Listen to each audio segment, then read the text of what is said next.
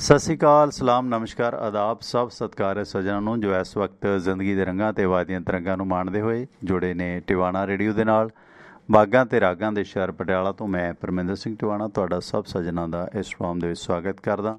ਤੇ ਜ਼ਿਕਰ ਅੱਜ ਉਹਨਾਂ ਜੁਝਾਰੂਆਂ ਦੇ ਵਿੱਚੋਂ ਇੱਕ ਦਾ ਕਰਨਾ ਹੈ ਜਿਨ੍ਹਾਂ ਨੇ ਜੰਗੇ ਆਜ਼ਾਦੀ ਗਦਰ ਲਹਿਰ ਦੇ ਵਿੱਚ ਵੀ ਯੋਗਦਾਨ ਪਾਇਆ ਤੇ ਨਾਲ ਜਿਹੜਾ ਸਦੀਆਂ ਤੋਂ ਪੀੜਤ ਭਾਈਚਾਰਾ ਸੀ ਉਸ ਭਾਈਚਾਰੇ ਦੇ ਵਾਸਤੇ ਵੀ ਜਦੋਜਹਿਦ ਕੀਤੀ। ਦੁਆਬੇ ਵਾਲੇ ਬਹੁਤ ਸਾਰੇ ਸੱਜਣ ਸ਼ਾਇਦ ਜਾਣਦੇ ਹੋਣ, ਪਰ ਫਿਰ ਵੀ ਅਸੀਂ ਬਾਬੂ ਮੰਗੂ ਰਾਮ ਮੱਗੋਵਾਲੀਆ ਬਾਰੇ ਬਹੁਤ ਮਾਮਲਿਆਂ ਦੇ ਵਿੱਚ ਅਣਜਾਣ ਹੈ, ਜਿਹੜੇ ਕਿ ਜੰਮੇ 14 ਜਨਵਰੀ 1886 ਨੂੰ ਮੱਗੋਵਾਲ ਦੁਆਬੇ ਦੇ ਪਿੰਡ ਦੇ ਵਿੱਚ ਸੀ ਅਤੇ ਗਦਰ ਪਾਰਟੀ ਦੇ ਨਾਲ ਵੀ ਉਹ ਵਾਬਸਤਾ ਰਹੇ ਅਤੇ US ਦੇ ਵਿੱਚ ਮਾਈਗਰੇਟ ਹੋਏ 1909 ਦੇ ਕਰੀਬ ਅਤੇ ਗਦਰ ਪਾਰਟੀ ਦੇ ਵਿੱਚ ਉਹ ਐਸੋਸੀਏਟ ਰਹੇ ਅਤੇ 22 ਅਪ੍ਰੈਲ 1980 ਦੇ ਦਿਨ ਇਸ ਦੁਨੀਆ ਤੋਂ ਰੁਖਸਤ ਹੋਏ, ਲੰਮੀ ਉਮਰ ਹੰਢਾ ਕੇ।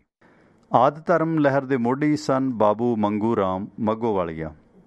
ਬਾਬੂ ਮੰਗੂ ਰਾਮ ਮੱਗੋਵਾਲੀਆ 'ਤੇ ਅੱਜ ਕੱਲ੍ਹ ਕਈ ਬੱਚੇ ਖੋਜ ਕਰਦੇ ਨੇ, ਡਾਕਟਰੇਟ ਕਰਦੇ ਨੇ। ਡਾਕਟਰ ਰੌਣਕੀ ਰਾਮ ਜਾਂ ਹੋਰ ਜਿਹੜੇ ਵਿਦਵਾਨ ਨੇ ਜਿਨ੍ਹਾਂ ਨੇ ਇਸ ਦਲਿਤ ਲਹਿਰ ਦੇ ਲਈ ਕਾਫੀ ਕੰਮ ਕੀਤਾ ਅਤੇ ਕਰ ਰਹੇ ਨੇ, ਉਹ ਇਸ ਇਤਿਹਾਸਕ ਪੱਖ ਤੋਂ ਵੀ ਇਸ 'ਤੇ ਕਾਫੀ ਸਾਰੀਆਂ ਜਿਹੜੀਆਂ ਰੌਚਕ ਜਾਣਕਾਰੀਆਂ ਨੇ ਇਕੱਤਰ ਕਰਦੇ ਨੇ। ਇਸੇ ਤਰ੍ਹਾਂ ਕਈ ਸਾਰੇ ਪ੍ਰੋਫੈਸਰ ਇਸ 'ਤੇ PhD ਜਾਂ MPhil ਦੀ ਖੋਜ ਕਾਰਜ ਕਰਦੇ ਨੇ। ਫਤਿਹਗੜ੍ਹ ਸਾਹਿਬ ਦੇ ਨਾਲ ਸੰਬੰਧਿਤ ਜਾਂ ਹੋਰ ਵੱਖ-ਵੱਖ ਕਾਲਜਾਂ ਦੇ ਵਿੱਚ ਵੀ ਜਿਹੜੇ ਅਧਿਆਪਕ ਨੇ, ਪੰਜਾਬੀ ਯੂਨੀਵਰਸਿਟੀ ਪਟਿਆਲਾ, ਪੰਜਾਬ ਯੂਨੀਵਰਸਿਟੀ ਚੰਡੀਗੜ੍ਹ ਜਾਂ ਗੁਰੂ ਨਾਨਕ ਦੇਵ ਯੂਨੀਵਰਸਿਟੀ ਅੰਮ੍ਰਿਤਸਰ ਦੇ ਵਿੱਚ ਵੀ ਬਹੁਤ ਸਾਰੇ ਲੋਕ ਨੇ ਜਿਹੜੇ ਇਹਨਾਂ ਵਿਸ਼ਿਆਂ 'ਤੇ ਖੋਜ ਕਰਦੇ ਨੇ, ਆਪਣੇ ਆਰਟੀਕਲ ਲਿਆਉਂਦੇ ਨੇ। ਸੋ ਡਾਕਟਰ ਰੌਣਕੀ ਰਾਮ ਉੱਘੀ ਮਾਇਨਾਤ ਸ਼ਖਸੀਅਤ ਨੇ, ਵਿਦਵਾਨ ਨੇ, ਪੰਜਾਬ ਯੂਨੀਵਰਸਿਟੀ ਪਟਿਆਲਾ ਪੰਜਾਬ ਯੂਨੀਵਰਸਿਟੀ ਚੰਡੀਗੜ੍ਹ ਨਾਲ ਲੰਮਾ ਸਮਾਂ ਜੁੜੇ ਰਹੇ ਨੇ। ਉਹਨਾਂ ਨੇ ਵੀ ਇਹਨਾਂ ਦੇ ਬਾਰੇ ਬਾਕਮਾਲ ਜਾਣਕਾਰੀਆਂ ਸਾਂਝੀਆਂ ਕੀਤੀਆਂ ਨੇ। ਅੱਜ ਦੇ ਇਸ ਪ੍ਰੋਗਰਾਮ ਦੇ ਵਿੱਚ ਬਾਬੂ ਮੰਗੂ ਰਾਮ ਮੱਗੋਵਾਲੀਆ ਦੇ ਮੁਤਲਕ ਗੱਲਬਾਤ ਕਰਾਂਗੇ, ਜਿਹੜੇ ਕਿ 11 ਅਤੇ 12 ਜੂਨ 1926 ਨੂੰ ਉਹਨਾਂ ਨੇ ਆਦਿ ਧਰਮ ਲਹਿਰ ਨੂੰ ਜਥੇਬੰਦ ਕੀਤਾ ਸੀ, ਜੋ ਵੰਡ ਤੋਂ ਪਹਿਲਾਂ ਸਾਂਝੇ ਪੰਜਾਬ ਦੀ ਪਹਿਲੀ ਪਲੇਠੀ ਦਲਿਤ ਲਹਿਰ ਸੀ। ਹਾਲਾਂਕਿ ਉਸ ਤੋਂ ਬਾਅਦ ਕਈ ਲੋਕਾਂ ਨੇ ਇਸ ਪਾਸੇ ਕੰਮ ਕੀਤਾ। ਸ਼੍ਰੀ ਗੁਰੂ ਰਵਿਦਾਸ ਜੀ ਮਹਾਰਾਜ ਉਹ ਮਹਾਨ ਰਹਿਬਰ ਸਨ ਜਿਨ੍ਹਾਂ ਨੇ ਸਦੀਆਂ ਤੋਂ ਪੀੜਤ ਭਾਈਚਾਰੇ ਦੇ ਹਕੂਕ ਦੀ ਗੱਲ ਕੀਤੀ ਅਤੇ ਉਸ ਤੋਂ ਬਾਅਦ ਪੋਲੀਟੀਕਲ ਤੌਰ 'ਤੇ ਭਾਵੇਂ ਬਾਬੂ ਕਾਸ਼ੀ ਰਾਮ ਹੋਵੇ ਜਾਂ ਹੋਰ ਲੋਕ ਸੀ, ਉਹਨਾਂ ਨੇ ਆਪਣੇ ਤੌਰ 'ਤੇ ਕੋਸ਼ਿਸ਼ਾਂ ਕੀਤੀਆਂ।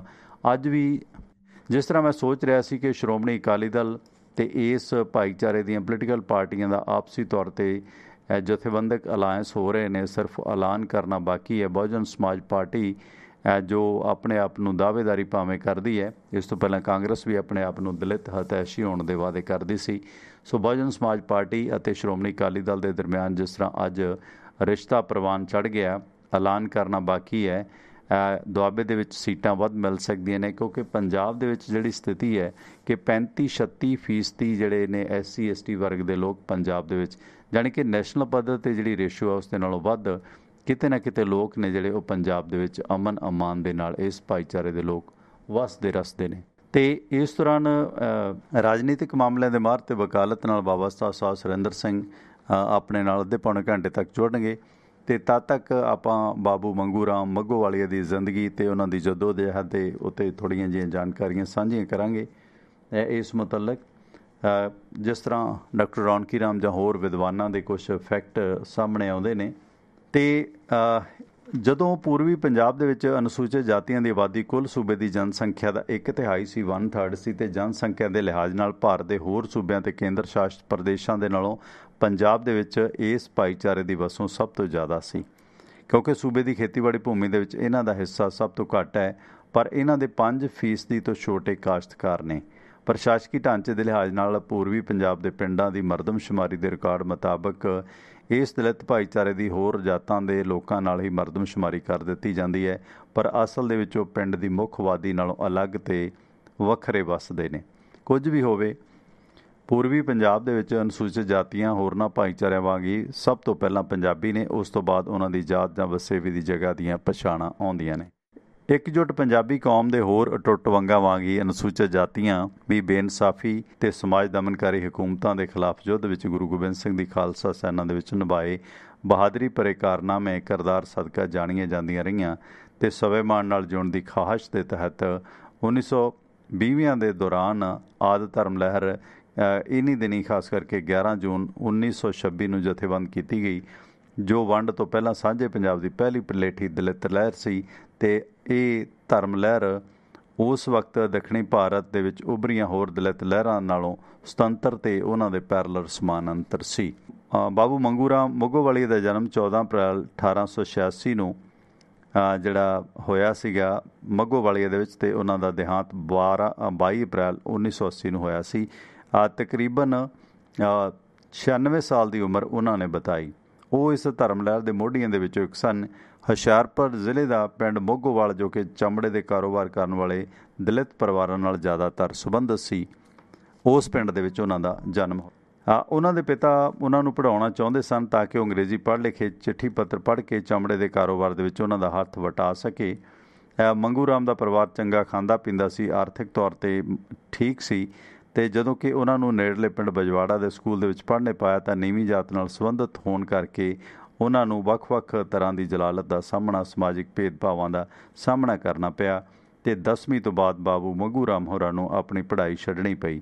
ਇਸ ਤੋਂ ਬਾਅਦ ਦੁਆਬੇ ਦੇ ਹੋਰ ਪ੍ਰਵਾਸੀ ਵਾਂਗ ਬਿਹਤਰ ਜ਼ਿੰਦਗੀ ਦੀ ਖਾਤਰ ਬਾਬੂ ਮੰਗੂ ਰਾਮ ਹੋਰੀ 1909 ਦੇ ਕਰੀਬ ਅਮਰੀਕਾ ਨੂੰ ਪ੍ਰਵਾਸ ਕਰਦੇ ਨੇ, ਤੇ ਜਿੱਥੇ ਉਹਨਾਂ ਨੇ ਲੱਕੜ ਦੇ ਕਾਰਖਾਨਿਆਂ ਦੇ ਵਿੱਚ, ਖੇਤੀ ਫਾਰਮਾਂ ਦੇ ਵਿੱਚ ਕੰਮ ਕੀਤਾ, ਰੋਜ਼ੀ ਰੋਟੀ ਦਾ ਪ੍ਰਬੰਧ ਕੀਤਾ। ਇਹ ਉਹ ਸਮਾਂ ਸੀ ਜਦੋਂ ਅਮਰੀਕਾ ਦੇ ਵਿੱਚ ਰਹਿੰਦੇ ਪੰਜਾਬੀਆਂ ਨੇ ਆਪਣੇ ਦੇਸ਼ ਨੂੰ ਆਜ਼ਾਦ ਕਰਾਉਣ ਵਾਸਤੇ ਇਕਜੁੱਟ ਹੋਣ ਦੇ ਸੁਪਨੇ ਸਿਰਜੇ, ਜਾਣੀ ਕਿ ਗਦਰ ਲਹਿਰ ਦੇ ਸ਼ੁਰੂਆਤੀ ਦੌਰ ਦਾ ਇਹ ਸਿਲਸਿਲਾ ਸੀ। ਤੇ ਅਮਰੀਕਾ ਰਹਿੰਦੇ ਪੰਜਾਬੀ ਬਸਤੀਵਾਦੀ ਭਾਰਤ ਦੀ ਆਜ਼ਾਦੀ ਦੇ ਵਾਸਤੇ ਇਨਕਲਾਬੀ ਵਿਉਂਤਬੰਦੀ ਕਰ ਰਹੇ ਸਨ। 1913 ਦੀ ਗਦਰ ਲਹਿਰ ਦੇ ਵਿੱਚ ਆਗਾਜ਼ ਦੇ ਹੋਣ ਦੇ ਦੌਰਾਨ ਮੰਗੂ ਰਾਮ ਇਸ ਦੇ ਸਰਗਰਮ ਮੈਂਬਰ ਸਨ। ਤੇ ਮੰਗੂ ਰਾਮ ਦਾ ਇਸ ਦੇ ਸਰਗਰਮ ਕਾਰਕੁਨ ਬਣਨਾ ਤੇ ਗਦਰ ਪਾਰਟੀ ਦੇ ਉਸ ਗਰੁੱਪ ਦੇ 5 ਮਨਮੱਤੇ ਮੈਂਬਰਾਂ ਦੇ ਵਿੱਚ ਸ਼ਾਮਲ ਹੋਣਾ, ਜਿਸ ਨੂੰ ਬਰਤਾਨਵੀ ਸ਼ਾਸਨ ਦੇ ਖਿਲਾਫ ਹਥਿਆਰਬੰਦ ਸੰਘਰਸ਼ ਕਰਨ ਦੇ ਵਾਸਤੇ ਸਮੁੰਦਰੀ ਰਸਤੇ ਭਾਰਤ ਆਉਣ ਦੇ ਲਈ ਹਥਿਆਰ ਲਿਆਉਣ ਦਾ ਜ਼ਿੰਮਾ ਸੌਂਪਿਆ ਗਿਆ। ਤੇ ਬਾਬੂ ਮੰਗੂ ਰਾਮ ਉਹਨਾਂ 5 ਦੇ ਵਿੱਚੋਂ ਇੱਕ ਸੀ। SS ਮੈਵਰਿਕ ਨਾਂ ਦੇ ਜਹਾਜ਼ ਦੇ ਰਸਤੇ ਉਹ ਆਏ ਤੇ ਹੋਣੀ ਨੇ ਮੰਗੂ ਰਾਮ ਨੂੰ ਫਿਲਪਾਈਨ ਦੇ ਰਸਤੇ ਵਿੱਚ ਹੀ ਫੜਾ ਦਿੱਤਾ, ਤੇ ਜਾਣੀ ਕਿ ਉਹ ਫਿਲਪਾਈਨ ਦੇ ਵਿੱਚ ਹੀ ਫੜੇ ਗਏ ਭਾਰਤ ਆਉਣ ਦੀ ਕੋਸ਼ਿਸ਼ ਦੇ ਦੌਰਾਨ। ਤੇ ਇਸ ਦੌਰਾਨ ਫਿਲਪਾਈਨ ਦੇ ਵਿੱਚ ਉਹ ਬੜੀ ਗੁੰਮਨਾਮੀ ਦੀ ਹਾਲਤ ਵਿੱਚ ਰਹੇ ਤੇ 12 ਸਾਲ ਉਹਨਾਂ ਨੇ ਫਿਲਪਾਈਨ ਦੇ ਵਿੱਚ ਇਸ ਤਰ੍ਹਾਂ ਦੀ ਜਲਾਵਤਨੀ ਕੱਟੀ। ਤੇ ਅਖੀਰ 1925 ਦੇ ਵਿੱਚ ਉਹ ਆਪਣੇ ਜੱਦੀ ਪਿੰਡ ਮੱਗੋਵਾਲ ਪੁੱਜੇ, ਜਿੱਥੇ ਲੋਕ ਉਹਨਾਂ ਨੂੰ ਜ਼ਿੰਦਾ ਵੇਖ ਕੇ ਹੈਰਾਨ ਸਨ, ਕਿਉਂਕਿ ਉਹਨਾਂ ਨੂੰ ਕਥਿਤ ਤੌਰ 'ਤੇ ਫਾਂਸੀ ਦਿੱਤੇ ਜਾਣ ਦੀਆਂ ਕਿਆਸ ਰਾਈਆਂ ਹਰ ਪਿੰਡ ਵਾਸੀ ਤੇ ਇਲਾਕੇ ਦੇ ਵਿੱਚ, ਇੱਥੋਂ ਤੱਕ ਕਿ ਲਹਿਰ ਨਾਲ ਜੁੜੇ ਲੋਕਾਂ ਦੇ ਵਿੱਚ ਵੀ ਇਹ ਪ੍ਰਵਾਨ ਹੋ ਗਈਆਂ ਸੀ ਕਿ ਬਾਬੂ ਮੰਗੂ ਰਾਮ ਹੋਰਾਂ ਨੂੰ ਸ਼ਾਇਦ ਫਾਂਸੀ ਲਗਾ ਦਿੱਤਾ ਗਿਆ। ਬਾਬੂ ਮੰਗੂ ਰਾਮ ਹੋਰਾਂ ਦਾ ਪੰਜਾਬ ਦੇ ਵਿੱਚ ਉਹੀ ਰੁਤਬਾ ਸੀ ਜੋ ਮਹਾਰਾਸ਼ਟਰ ਦੇ ਵਿੱਚ ਜੋਤੀ ਰਾਓ ਫੂਲੇ ਦਾ ਸੀ।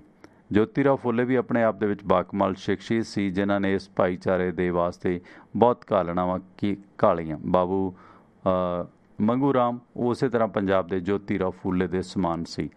ਪੰਜਾਬ ਦੇ ਵਿੱਚ ਆਦਿ ਧਰਮ ਸ਼ੁਰੂ ਕਰਨ ਦਾ ਸਿਹਰਾ ਵੀ ਬਾਬੂ ਮੰਗੂ ਰਾਮ ਮੱਗੋਵਾਲੀਆ ਦੇ ਸਿਰ ਵੱਜਦਾ ਹੈ।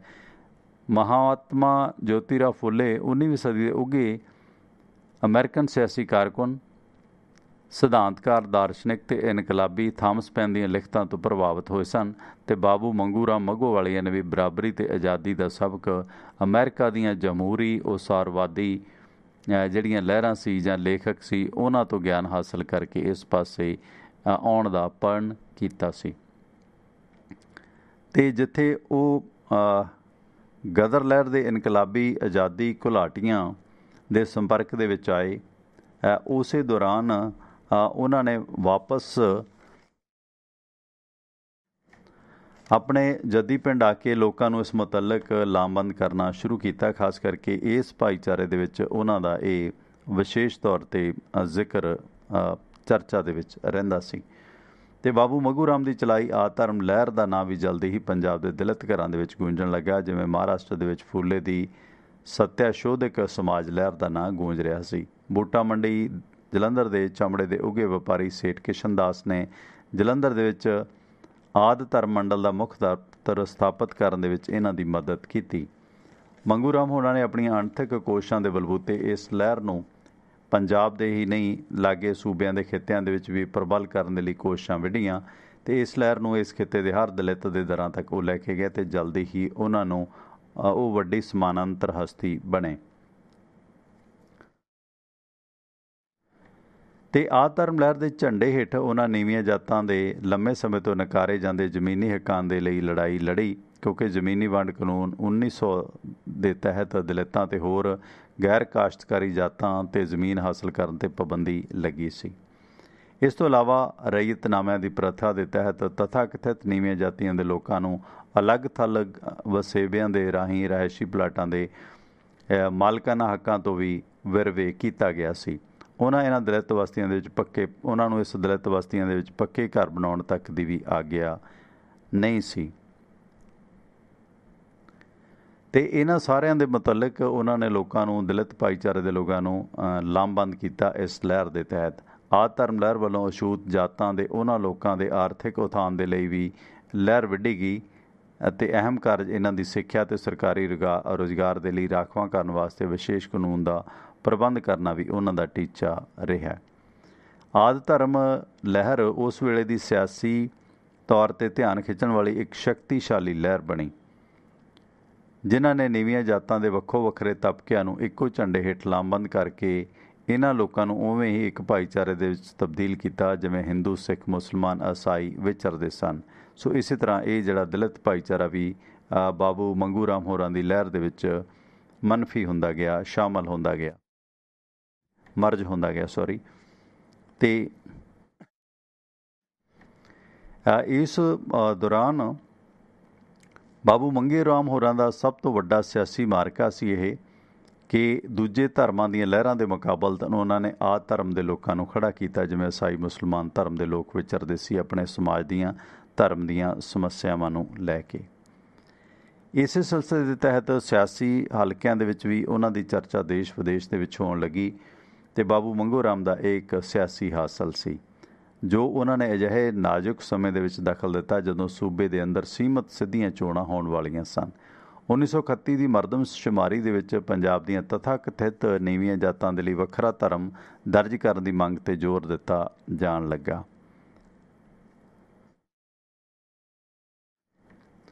ਤੇ ਇਸ ਦੌਰਾਨ ਜੋ ਉਹਨਾਂ ਦੇ ਮਤ ਵਿੱਚ ਨਾ ਹਿੰਦੂ ਸਨ, ਸਿੱਖ ਜਾਂ ਮੁਸਲਮਾਨ ਸਨ ਤੇ ਨਾ ਹੀ ਈਸਾਈ ਸਨ। ਮੰਗੂ ਰਾਮ ਹੋਰਾਂ ਨੇ ਇਹ ਗੱਲ ਦ੍ਰਿੜਾਈ ਕਿ ਤਥਾਕਥਿਤ ਨੀਵੀਆਂ ਜਾਤੀਆਂ ਦੇ ਲੋਕ ਇਸ ਦੇਸ਼ ਦੇ ਮੂਲ ਨਿਵਾਸੀ ਨੇ। ਉਹਨਾਂ ਆਖਿਆ ਕਿ ਆਰੀਆ ਨਸਲ ਦੇ ਧਾੜਵੀਆਂ ਨੇ ਮੂਲ ਨਿਵਾਸੀਆਂ ਨੂੰ ਉਹਨਾਂ ਦੇ ਰਾਜ ਤੋਂ ਵਿਰਵੇ ਕਰਕੇ ਉਹਨਾਂ ਨੂੰ ਲੁੱਟਿਆ ਤੇ ਅੰਤ ਨੂੰ ਗੁਲਾਮ ਬਣਾ ਲਿਆ। ਭਗਤ ਸਿੰਘ ਨੇ ਆਪਣੇ ਬੇਮਿਸਾਲ ਲੇਖ ਅਛੂਤ ਦਾ ਸਵਾਲ ਜੋ 1929 ਦੇ ਮਾਸਿਕ ਪਰਚੇ ਕਿਰਤੀ ਦੇ ਵਿੱਚ ਵਿਦਰੋਹੀ ਦੇ ਕਲਮੀ ਨਾਂ ਹੇਠ ਛਪਿਆ ਸੀ ਵਿੱਚ ਵਰਣ ਵਿਵਸਥਾ ਦੀ ਵੀ ਤਿੱਖੀ ਨੁਕਤਾਚੀਨੀ ਕੀਤੀ ਸੀ ਤੇ ਉਹ ਵੱਖਰੇ ਧਰਮ ਦੀ ਕਾਇਮੀ ਦੇ ਲਈ ਆਦਿ ਧਰਮ ਲਹਿਰ ਦੀ ਜਦੋਜਹਿਦ ਦੇ ਹਮਾਇਤੀ ਸਰਦਾਰ ਭਗਤ ਸਿੰਘ ਵੀ ਸਨ, ਪਰ ਨਾਲ ਉਹਨਾਂ ਲਹਿਰ ਨੂੰ ਅੰਗਰੇਜ਼ਾਂ ਤੋਂ ਦੂਰੀ ਬਣਾ ਕੇ ਰੱਖਣ ਲਈ ਵੀ ਕਿਹਾ, ਕਿਉਂਕਿ ਉਹਨਾਂ ਨੂੰ ਸ਼ਾਇਦ ਲੱਗਦਾ ਸੀ ਕਿ ਅੰਗਰੇਜ਼ ਇਸ ਭਾਈਚਾਰੇ ਨੂੰ ਸ਼ਾਇਦ ਕਿਸੇ ਟਰੈਪ ਦੇ ਵਿੱਚ ਨਾ ਲੈ ਆਉਣ।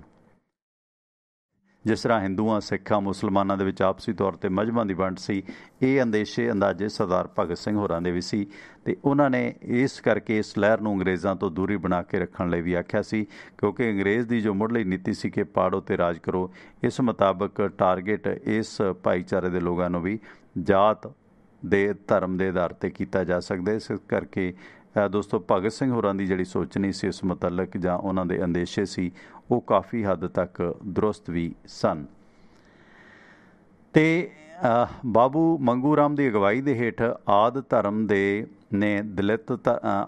ਨੇ ਦਲਿਤਾਂ ਨੂੰ ਹਿੰਦੂ ਧਰਮ ਦੀ ਵਲਗਣ ਦੇ ਵਿੱਚੋਂ ਪੂਰੀ ਤਰ੍ਹਾਂ ਕੱਢ ਕੇ ਆਪਣਾ ਪ੍ਰਾਚੀਨ ਆਦਿ ਧਰਮ ਮੁੜ ਸਥਾਪਿਤ ਕਰਕੇ ਉਸ ਦਾ ਮਾਣ ਸਨਮਾਨ ਬਹਾਲ ਕੀਤਾ, ਕਿਉਂਕਿ ਮਨੂ ਸਿਮਰਤੀਆਂ ਦੇ ਰਾਹੀਂ ਜਿਸ ਤਰ੍ਹਾਂ ਵੈਦਿਕ ਧਰਮ ਤੋਂ ਬਾਅਦ ਜਾਤ ਦੀ ਜੋ ਵਰਣ ਵੰਡ ਹੋਈ ਮਨੂ ਸਿਮਰਤੀਆਂ ਦੇ ਮੁਤਾਬਕ, ਜਿਵੇਂ ਅੱਜ ਕੱਲ੍ਹ ਵੀ ਕਈ ਸਿਰ ਫਿਰੇ ਚੌਥਾ ਪੌੜਾ ਫਲਾਂ ਪੌੜਾ ਭਗਵਾਨ ਦੇ ਪੈਰਾਂ ਤੋਂ ਪੈਦਾ ਹੋਇਆ ਇਹ ਭਾਈਚਾਰਾ ਕਹਿ ਕੇ ਤਿਰਸਕਾਰਿਆ ਜਾਂਦਾ, ਦੁਰਕਾਰਿਆ ਜਾਂਦਾ, ਇਹ ਵੰਡਾਂ ਦੇ ਵਿੱਚ ਇਹ ਧਾਰਮਿਕ ਲਾਣਾ ਹੀ ਕਾਫੀ ਹੱਦ ਤੱਕ ਜ਼ਿੰਮੇਵਾਰ ਸੀ ਤੇ ਇਸ ਕਰਕੇ ਉਹਨਾਂ ਨੇ ਆਦਿ ਧਰਮ ਮੁੱਢਲੇ ਧਰਮ ਦੇ ਤੌਰ 'ਤੇ ਇਸ ਨੂੰ ਜਿਹੜਾ ਦ੍ਰਿੜਾਉਣ ਦੀ ਕੋਸ਼ਿਸ਼ ਬਾਬੂ ਮੰਗੂ ਰਾਮ ਹੋਰਾਂ ਨੇ ਕੀਤੀ ਤੇ ਇਸ ਦੌਰਾਨ ਮੂਲ ਨਿਵਾਸੀਆਂ ਦੇ ਭਾਈਚਾਰੇ ਨੂੰ ਜਥੇਬੰਦ ਕਰਨ ਦੇ ਵਾਸਤੇ ਜਦੋਂ ਧਰਮ ਦੀ ਮੰਗ ਉੱਭਰੀ, ਆਦਿ ਧਰਮ ਨੂੰ ਸਰਜੀਤ ਕਰਨਾ ਮੂਲ ਧਰਮ ਨਿਵਾਸੀਆਂ ਦੇ ਲਈ ਇੱਕ ਨਵਾਂ ਧਰਮ ਵਿਕਸਿਤ ਕਰਨ ਦੇ ਧੁੱਲ ਸੀ। ਅੰਗਰੇਜ਼ਾਂ ਨੇ ਉਹਨਾਂ ਦੀ ਮੰਗ ਮੁਤਾਬਕ ਵੱਖਰੇ ਆਦਿ ਧਰਮ ਦਾ ਦਰਜਾ ਦੇ ਦਿੱਤਾ ਸੀ। ਖਾਸ ਕਰਕੇ ਭਗਤੀ ਲਹਿਰ ਦੇ ਸੰਤ ਗੁਰੂ ਰਵਿਦਾਸ ਜੀ ਮਹਾਰਾਜ, ਭਗਵਾਨ ਵਾਲਮੀਕ ਜੀ, ਸੰਤ ਕਬੀਰ ਸਾਹਿਬ, ਸੰਤ ਨਾਮਦੇਵ ਜੀ ਦੇ ਉਪਦੇਸ਼ਾਂ ਤੇ ਸਿੱਖਿਆਵਾਂ ਤੇ ਆਧਾਰਿਤ ਸੀ ਇਹ ਨਵਾਂ ਧਰਮ। ਆਦਿ ਧਰਮ ਦੇ ਆਗੂਆਂ ਨੇ ਗੁਰੂ ਰਵਿਦਾਸ ਦੀ ਰੂਹਾਨੀ ਹਸਤੀ ਤੇ ਆਪਣੇ ਪ੍ਰਵਚਨਾਂ ਦੇ ਕੇਂਦਰ ਦੇ ਵਿੱਚ ਰੱਖੀ, ਜਿਸ ਦੇ ਦੁਆਲੇ ਲਹਿਰ ਦਾ ਸਮੁੱਚਾ ਸਮਾਜਿਕ, ਸਿਆਸੀ ਤੇ ਰੂਹਾਨੀ ਚੌਕਟਾ ਤੇ ਵੱਖਰੇ ਦਲਿਤ ਧਰਮ ਦਾ ਤਾਣਾ ਬਾਣਾ ਬੁਣਿਆ ਗਿਆ। ਇਸ ਤਰ੍ਹਾਂ ਬਾਬੂ ਮੰਗੂ ਰਾਮ ਹੋਰਾਂ ਨੇ ਦਲਿਤ ਪਛਾਣ ਦੇ ਵੱਖੋ ਵੱਖਰੇ ਤਿਣਕਿਆਂ ਨੂੰ ਜੋੜ ਕੇ ਮੂਲ ਨਿਵਾਸੀਆਂ ਦੇ ਨਾਇਕਾਂ ਨੂੰ ਗੁਰੂਆਂ ਤੇ ਉਹਨਾਂ ਦੀ ਅਮੀਰ ਸੱਭਿਆਚਾਰਕ ਵਿਰਾਸਤ ਦੇ ਨਾਲ ਸੁਰਜੀਤ ਕਰਨ ਦੇ ਵਿੱਚ ਅਹਿਮ ਭੂਮਿਕਾ ਨਿਭਾਈ। ਉਹਨਾਂ ਦਲਿਤਾਂ ਅੰਦਰ ਖੁਦ ਸ਼ਾਸਕ ਬਣਨ ਦੀ ਖਾਹਿਸ਼ ਪੈਦਾ ਕੀਤੀ। ਦੋਸਤੋ, ਇਹ ਹਵਾਲੇ ਆਪਾਂ ਸਾਂਝੇ ਕਰ ਰਹੇ ਹਾਂ ਡਾਕਟਰ ਰੌਣਕੀ ਰਾਮ ਹੋਰਾਂ ਦੇ ਆਰਟੀਕਲ ਦੇ ਵਿੱਚੋਂ, ਪੰਜਾਬੀ ਟ੍ਰਿਬਿਊਨ ਦੇ ਵਿੱਚੋਂ, ਧੰਨਵਾਦ ਸਾਹਿਤ। ਪਰ ਇਸ ਦੇ ਵਿੱਚ ਇੱਕ ਗੱਲ ਉੱਭਰਦੀ ਹੈ, ਅੱਜ ਜਿਸ ਤਰ੍ਹਾਂ ਜਿਹੜੇ ਨੇ ਭਗਤ ਰਵਿਦਾਸ ਜੀ ਮਹਾਰਾਜ ਦੇ ਜਿਹੜੇ ਫਾਲੋਅਰ ਨੇ, ਜਿਹੜੇ ਉਹਨਾਂ ਨੂੰ ਰਹਿਬਰ ਮੰਨਦੇ ਲੋਕ ਨੇ, ਉਹ ਕਿਤੇ ਨਾ ਕਿਤੇ ਕਈ ਵਾਰੀ ਇਸ ਗੱਲ ਤੋਂ ਨਾਰਾਜ਼ ਹੋ ਜਾਂਦੇ ਨੇ, ਕਿਉਂਕਿ ਸਿੱਖਾਂ ਦੇ ਵਿੱਚ ਜਿਹੜੀ ਵੰਡ ਪਈ ਜਾਂਦੀ ਹੈ ਕਿ ਜਿਸ ਤਰ੍ਹਾਂ ਸਿੱਖ ਧਰਮ ਦੇ ਵਿੱਚ ਸਿੱਖ ਗੁਰੂ ਸਾਹਿਬਾਨ ਦੇ ਨਾਲ ਨਾਲ 10 ਗੁਰੂ ਸਾਹਿਬਾਨ ਦੇ ਨਾਲ ਨਾਲ ਬਾਕੀ ਜਿਨ੍ਹਾਂ ਮਹਾਂਪੁਰਸ਼ਾਂ ਦੀ ਬਾਣੀ ਹੈ ਉਹਨਾਂ ਨੂੰ ਭਗਤ ਦੇ ਤੌਰ 'ਤੇ ਸਵੀਕਾਰਿਆ ਜਾਂਦਾ ਹੈ। ਉਹ ਭਾਵੇਂ ਭਗਤ ਨਾਮਦੇਵ ਜੀ ਹੋਣ, ਭਗਤ ਸਾਧਨਾ ਹੋਣ, ਭਗਤ ਕਬੀਰ ਹੋਣ, ਸੰਤ ਕਬੀਰ ਵੀ ਕਹਿ ਲਿਆ ਜਾਂਦਾ, ਭਗਤ ਨਾਮਦੇਵ ਹੋਣ। ਪਰ ਇਸ ਤਰ੍ਹਾਂ ਜਿਹੜਾ ਨੇ ਵੱਖੋ ਵੱਖਰੇ ਨਾਂ ਨੇ, ਪਰ ਜਦੋਂ ਅਸੀਂ ਇੱਕ ਵਿਸ਼ੇਸ਼ ਧਰਮ ਦੇ ਨਾਲ ਸੰਬੰਧਿਤ ਹੋ ਜਾਂਦੇ ਹਾਂ ਅਤੇ ਸਾਡੇ 'ਚ ਕਿਤੇ ਨਾ ਕਿਤੇ ਕੱਟੜਤਾ ਵੀ ਆ ਜਾਂਦੀ ਹੈ। ਹੁਣ ਸਿੱਖਾਂ ਦੇ ਵਿੱਚ ਇਹ ਅਕਸਰ ਸਿੱਖ ਅਤੇ ਇਸ ਭਾਈਚਾਰੇ ਦੇ ਵਿੱਚ ਵੰਡ ਪਾਉਣ ਦਾ ਇੱਕ ਜੁਗਾੜ ਜੋ ਵਿਚਲਿਆਂ ਨੇ ਲੱਭਿਆ, ਜਿਹੜੇ ਇਹਨਾਂ ਦਲਿਤਾਂ ਅਤੇ ਖਾਸ ਕਰਕੇ ਸਿੱਖ ਸਮਾਜ ਦੇ ਲੋਕਾਂ ਦੇ ਮੁੱਢੋਂ ਵੈਰੀ ਨੇ, ਮਨੂਵਾਦੀ ਨੇ, ਉਹਨਾਂ ਨੇ ਇੱਕ ਵੰਡ ਖੜੀ ਕੀਤੀ ਜਿੱਥੋਂ ਇਹ ਅੰਮ੍ਰਿਤ ਬਾਣੀ ਗ੍ਰੰਥ ਜਾਂ ਡੇਰਾ ਬੱਲਾਂ ਦਾ ਸਿਲਸਿਲਾ ਸ਼ੁਰੂ ਹੁੰਦਾ। ਆਪਾਂ ਕੱਲ੍ਹ ਵੀ ਜ਼ਿਕਰ ਕੀਤਾ ਸੀਗਾ ਨਾਨਕਸ਼ਾਹੀ ਕੈਲੰਡਰ ਦੇ ਮੁਤਲਕ ਆਰਟੀਕਲ ਦੇ ਵਿੱਚ।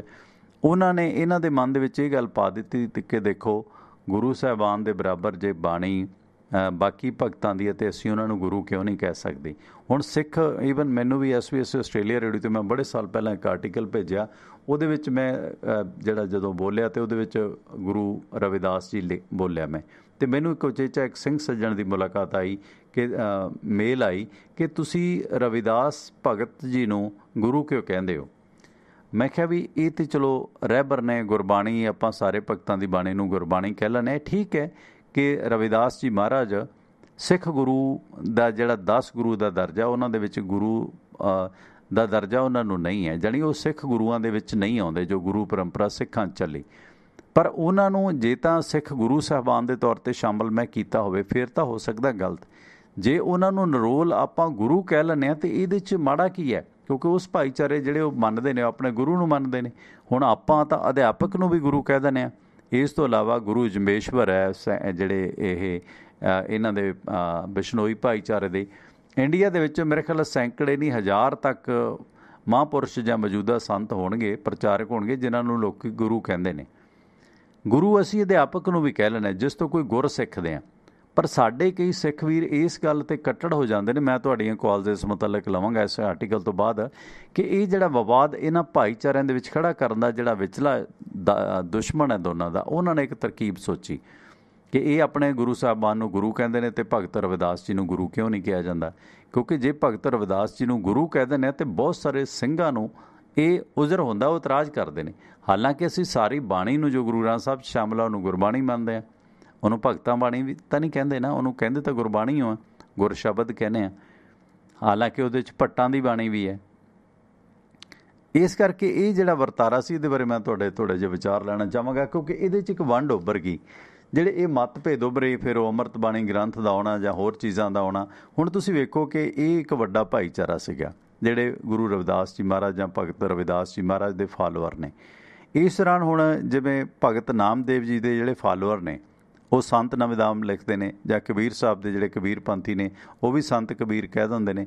ਅਤੇ ਉਹ ਜੇ ਗੁਰੂ ਕਬੀਰ ਕਹਿਣ ਲੱਗ ਜਾਣਗੇ, ਕੀ ਫਰਕ ਪੈਣਾ ਇਹਦੇ ਨਾਲ ਜਦੋਂ ਅਸੀਂ ਸਤਿਕਾਰ ਕਰਦੇ ਹਾਂ। ਹਾਂ, ਜੇ ਸਿੱਖ ਗੁਰੂ ਸਾਹਿਬਾਨ 'ਚ ਸ਼ਾਮਲ ਹੁੰਦਾ ਤਾਂ ਇਤਰਾਜ਼ ਹੋ ਸਕਦਾ, ਕਿਉਂਕਿ ਸਿੱਖਾਂ ਦੇ 10 ਗੁਰੂ ਨੇ ਅਤੇ ਫਿਰ ਰੁਤਬਾ ਸ਼੍ਰੀ ਗੁਰੂ ਗ੍ਰੰਥ ਸਾਹਿਬ ਨੂੰ ਮਿਲਦਾ।